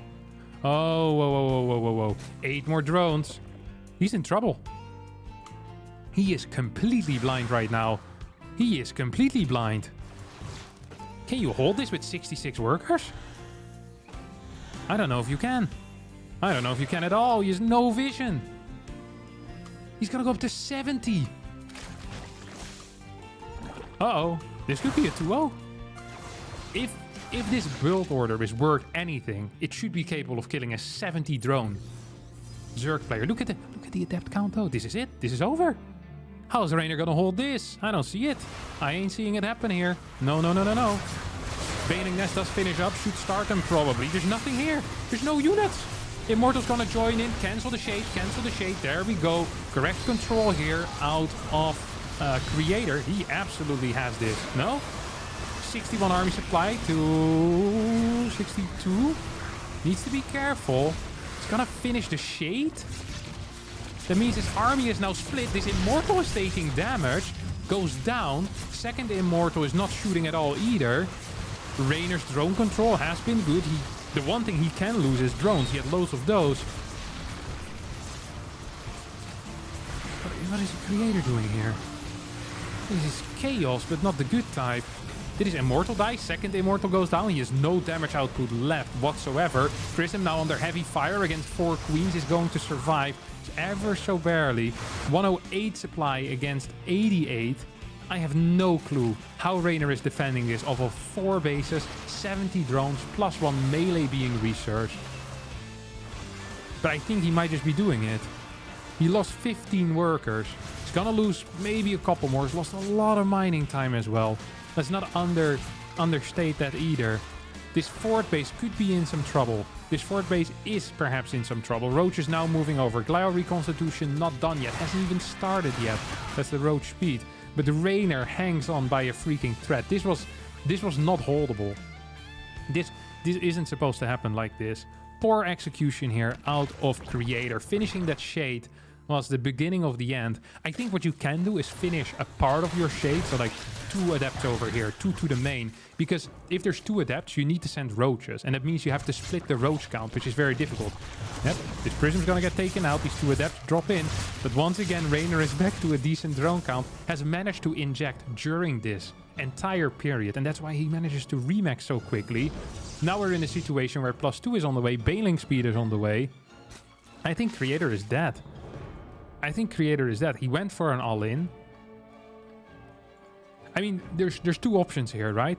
Either the all-in is good and Creator messed up, or the second option is the all-in is crap and Creator shouldn't have played it, because if your opponent can hold this with 70 drones and having 0 information, it's just not a very good build. Sloppy play out of Reynor.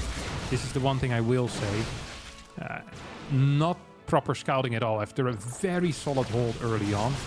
Played overly greedy the entire time. And then just barely managed to hold on. We now have another attack here coming out of Creator with a lot of Stalkers. There's actually hardly any units. Once again, Reynor just over-droning seemingly. Blink forward out of Creator. Drones being pulled off the line. Drones really good, of course, against Stalkers. They tank multiple shots of them. Good blink forward here, dodging those biles. I think maybe a wave of adepts could really help out. Just having that one immortal is probably just not good enough though. Blinks his entire army to the other side. I'm afraid that eventually the momentum of Creator is just going to completely disappear here. Because he's just falling further and further behind and stuff. Has a 4th base on the way. Does have very decent worker count going up as well. We'll need to pull back now though. 2-1 upgrades coming up. The thing is it all looks great for Creator, but the moment Reynor stabilizes, starts adding in links, then gets the Banelings and attacks across the map with +2, you ain't holding with pure gateway units. Like, you need some type of splash. Gateway units are fine against links, gateway units are fine against Banelings as well, but they're freaking garbage against Banelings. They're so bad against Banelings. Ling Roach you can fight, Ling Roach Ravager you can fight, but the moment Banelings enter the fray, like, Stalkers and Zealots are so ridiculously bad, it is painful. See some micro back. We have a second Robo as well as a Robo Bay on the way right now. We have continued trades over here.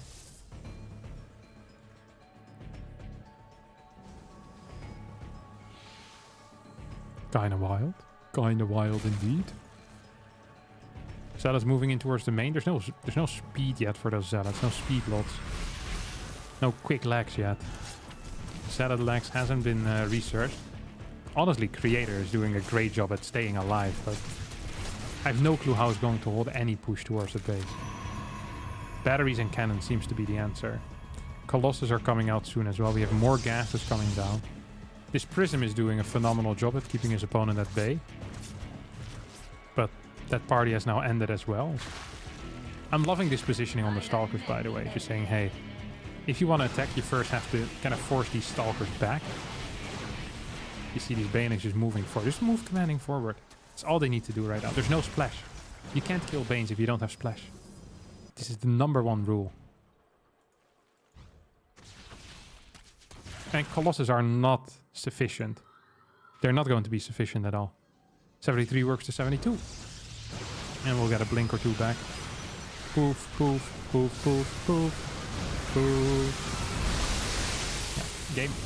Set. Actually, just game. GG gets called. Yeah, Reynor picks up this game. I don't think he should have won this. 2 very weird games in which the opposite player that I would expect to win won. Kind of wild. Solid defenses, though.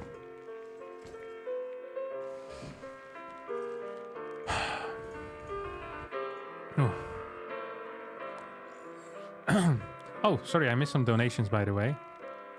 Thank you, MR, for the $9.99. Not a huge baller like Charles, but I appreciate the content as well. Thanks so much, man. The amount doesn't matter. No, actually, the amount does matter, but, well, it doesn't matter. I'm just happy that everyone is, such kind words. That's really nice. If you don't want to donate, that's absolutely no problem. Like, I'll be doing it over here anyway, I was doing it from my room when I was streaming for 60 hours a week, making 400 a month. And I'll be doing it, the other way around as well. Like, we're going to be streaming StarCraft, so don't feel forced into donating, please. But I really do appreciate everything, of course. It's very kind. And I also missed another one by Steve ABCDEFG. I'm also a Harstem content enjoyer. Thank you very much for that. Like I said, it's very kind of everyone. I appreciate that. Let's go. More games, my friends. More games.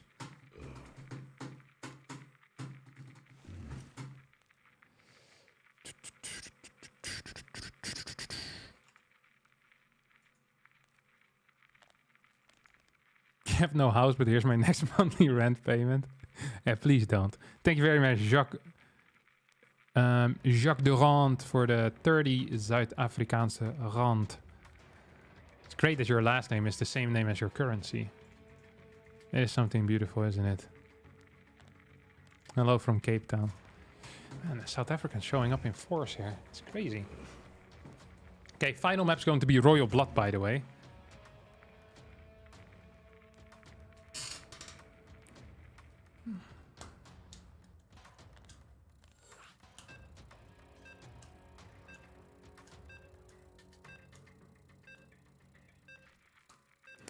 Good morning from LA. Good morning back to LA.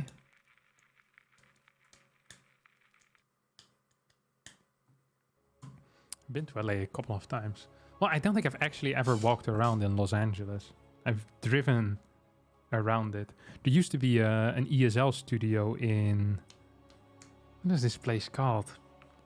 It's near Hollywood. Let me Google this.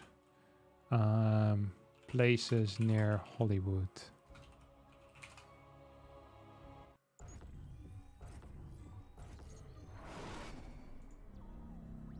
Burbank, I think it was called. The Burbank Studios, yeah. We would always have our tournaments there. I don't actually recall walking through LA very much. I can't recall that, at least. These studios are pretty far away. We always were placed in this hotel. This hotel, it always drained the life out of you. It was a very depressing place. It was right next to a parking lot. Like a huge parking lot, and it had like a massive hardware store, and it had an all-you-can-eat diner. And this was the first time I ever saw it. I think it was this was with like some guy was eating corn, and there was like a butter fountain, and he literally would just put his like the corn on the cup, you know. And he just infinite amounts of butter, and it was like a pile of butter underneath the plate. I had seen it at that point in like the movie theaters, which was like the most disgusting thing I've seen in my life, where people like when I went to the cinema in the Netherlands, you know, you get sweet or salty popcorn, you know, like those are the two options you had. And I think nowadays you have caramel as well. Like you could get that. But here these people, they just had like they didn't even just have like a box of popcorn or whatever you call like a bucket. They had like it was huge. It's like massive. Like a person couldn't eat that. And then it's just, they hold down this thing with just liquid butter coming out and just drizzle it all over. It's like for like what felt like minutes they were holding that thing down, you know? Like your arteries see that and they start clogging up preemptively. It's like, hey, this isn't happening. But I also saw that diner, it was like, I remember it being $13. And I would always take cash as well. So I would, you know, ahead of time I would calculate how much to pay. But in America, when you buy something, they don't include the tax very often. So then you get added. I'm not sure if that's true in restaurants. And also you have the tip, of course, that you need to account for. Just buying things in general was always a mystery how much you're going to end up paying. Because you have like you add like a sales tax and then there's some other stuff. It's freaking awful. I don't think they add sales tax though in restaurants. I remember I once had like the perfect amount for a charter all counted out with like the coins and stuff. And then the guy just added some random sales tax. I was like, oh, that's great. Freaking American money. It's so hard if you've never seen a currency before. Like what to do. Oh, I forgot to put the score in. I'm sorry. How did I get here? Oh, because the guy was from LA. That's how I got there. Well, we managed to completely skip the early game because of that, so that's fantastic. Nothing bad happened, I'm sure. It's once again a Twilight into Robo. Oh, it's a DT drop maybe. Oh, this is a DT drop. He's only mining 2. No, it's not. It's once again a Glaives build. I can't really blame the guy though, because Reynor played so greedy in the last game. If you have a slightly better Glaives build, you should just be capable of killing him. But it's just a 2-gate for now. Oh, camera just killed itself. Happens to the best. 2 more gateways. It's also not quite genius. Prism on the way, I hope. Nah. Roach Warren, 353. I think that is timely.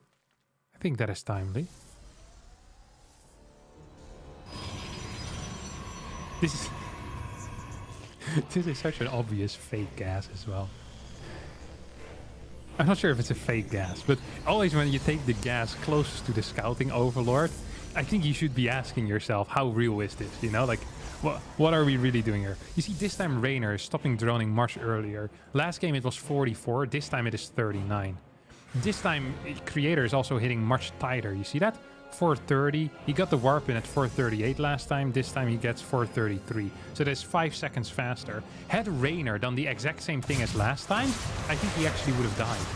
I actually think he would have died. This time though, it's going to be completely fine. Follow-up not tight at all here for Creator. He's floating a lot of cash. Could have built a Robo Bay or a Dark Shrine or really just anything.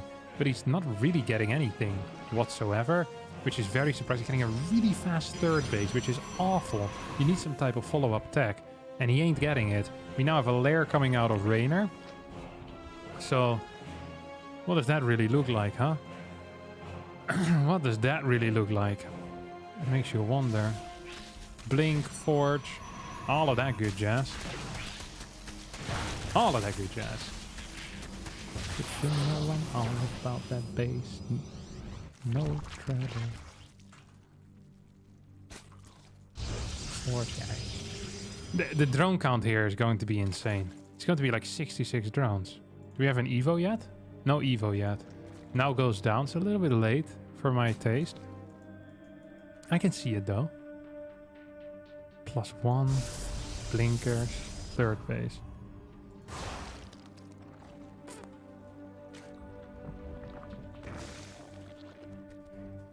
You know what I would do if I were Reynor? I would just play +1 range here. Absolutely +1 range. Kind of want to keep an eye on these gases, because it feels like Creator often gets things done by skipping gases. So if Reynor scouts that would be kind of big. Taking out this battery is kind of big as well, by the way. Can actually go for a trade. Doesn't want to. Respectable. Saw the lack of gases. Literally doesn't have to build workers anymore.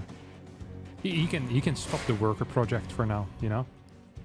Reynor can tell himself, like, hey, workers, no need. 61, 62, 63. Maybe 66 workers what you want to go up to, that's it. Just stay on 6 gases and have a blast from there. Throw down a Baneling Nest, I think, at this point. I think would be a wise add. This is all of 3 gases, don't forget. So there's not going to be any major tech units. So yeah, now we get that Baneling Nest with these Adepts moving forward. Actually getting a trade here against these Links, which is cool. A couple of Links going down. That's not really a trade. It's Adepts just slaughter them. So not a lot of trading involved there. This is like when the bully takes away your marbles. That's really what Creator is doing here with those Links. They ain't trading. I remember I used to trade marbles a lot as a kid.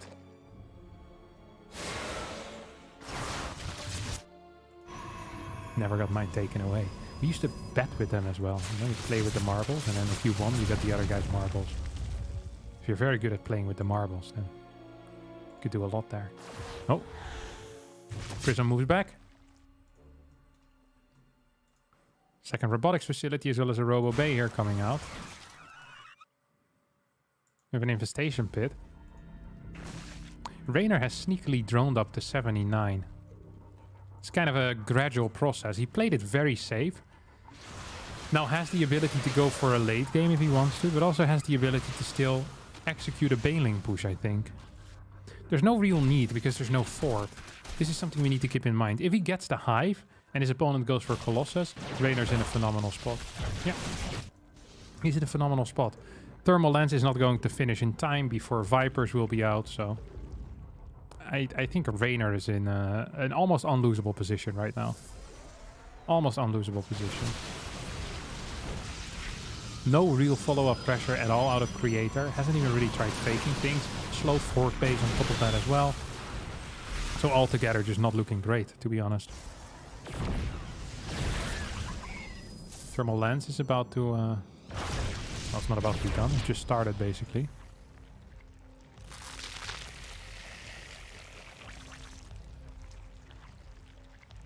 Get a crap ton of Banelings. I kind of hope that Reynor just goes for an attack here. I almost feel like that would be right, but I don't really want to attack into Colossus usually this late into the game. Not without +2. I think you probably just want to get Vipers out and win. Because it's obvious to everyone involved here is that Creator's just going to sit back with high Colossus count, then move out once he's maxed. Creator's actually good with these compositions as well, let's not forget about that. He's shown a competence with these comps that a lot of other Protoss players don't have. Reynor's creep spread is the one thing that we could complain about. It's fairly mediocre. But everything else is great. So little interaction in this game so far. It's crazy. We have a Fort Colossus about to pop. Adrenal Glands now on the way. Goes Adrenal pre-Viper. That is a mistake. That is a huge blunder, actually. I think he should be getting rid of some of his links. To then try and get, you know... Try and get some Vipers out. What? Why is he not getting Vipers? This is a mistake, no? Very aggressive push out here. Good force shoots from the back. I'm gonna cover quite a bit. There's so much energy available. Baneling's just... Even without +2 are just so powerful. Colossus do stay alive, though. I'm almost starting to believe here. I am starting to believe. Oh, no. Creator. I really thought there was no chance. But he is doing it. He's pushing in forward. Here comes the link flank. More roaches are on the way. Does get surrounded. Prism in a bit of trouble as these stalkers don't really get microed. There's a lot of money available right now for Creator. Can get a couple more warpins going. There we go. 9 stalkers. These bad boys do have +2, of course. Reynor just completely skipping out on the Vipers. I think kind of a surprise to me. It was obvious what was coming for a long time. Might still be in an okay spot though, as it's 168 supply to 119. So there's just not enough pushing power, not enough momentum here for Creator to continue going. Blinks forward, snipes 2 Ravagers, loses 2 Stalkers. Still a good trade for him, but... now the Vipers are coming out. And that is going to be an issue. That is going to be a major issue even. So what do we really have here for Creator? There's no Templar Archives. There's no way to deal with this. He's using his Stalkers quite well against this high Roach count. Links could start getting mixed in again as well. So that's exactly what we're seeing with the +2, with the Adrenal Glands. I think right now Reynor is waiting for this opportunity.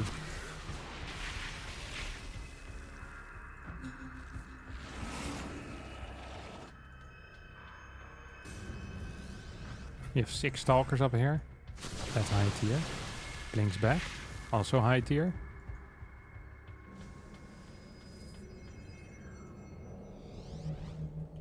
Honestly, I think Reynor is misunderstanding his position a little bit. I feel like he could be doing stuff. This Rumby's gonna get caught. Creator's playing quite well movement-wise. Just on the edge of creep. Needs to get something else though. A Templar Archives I think would not hurt. Had a phenomenal fight though. An absolutely phenomenal fight. Reynor is really all in. He's only 71 workers.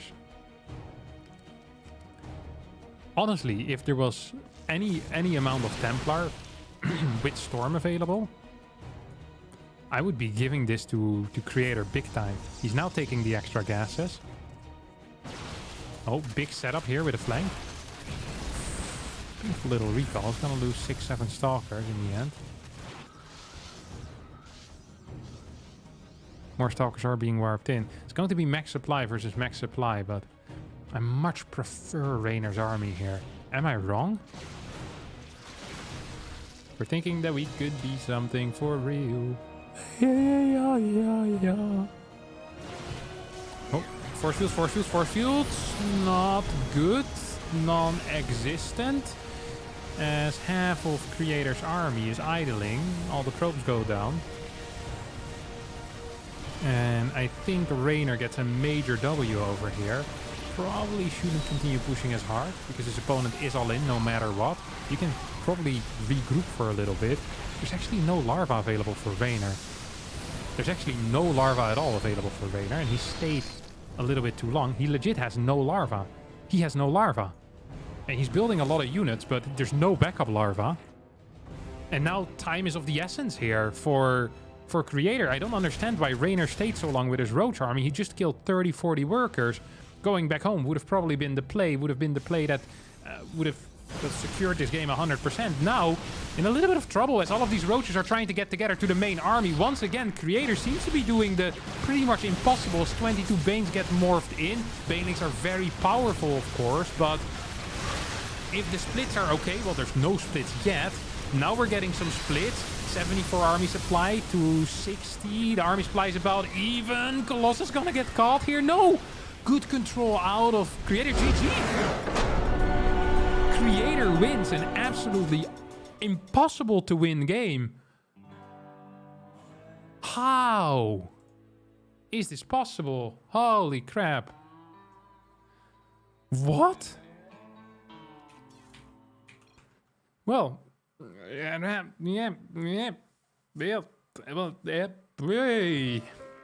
is not great. Well, Reynor's going to be 2-1 in the group. Has dropped the map to Elazer. Lost to Creator. Still needs to play against Clem and needs to play against Hero.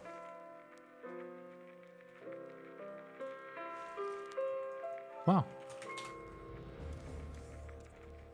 That is absolutely wild. That actually really ruins his chances potentially in this group. Dropping that map to Elazer is also going to be huge. Wow.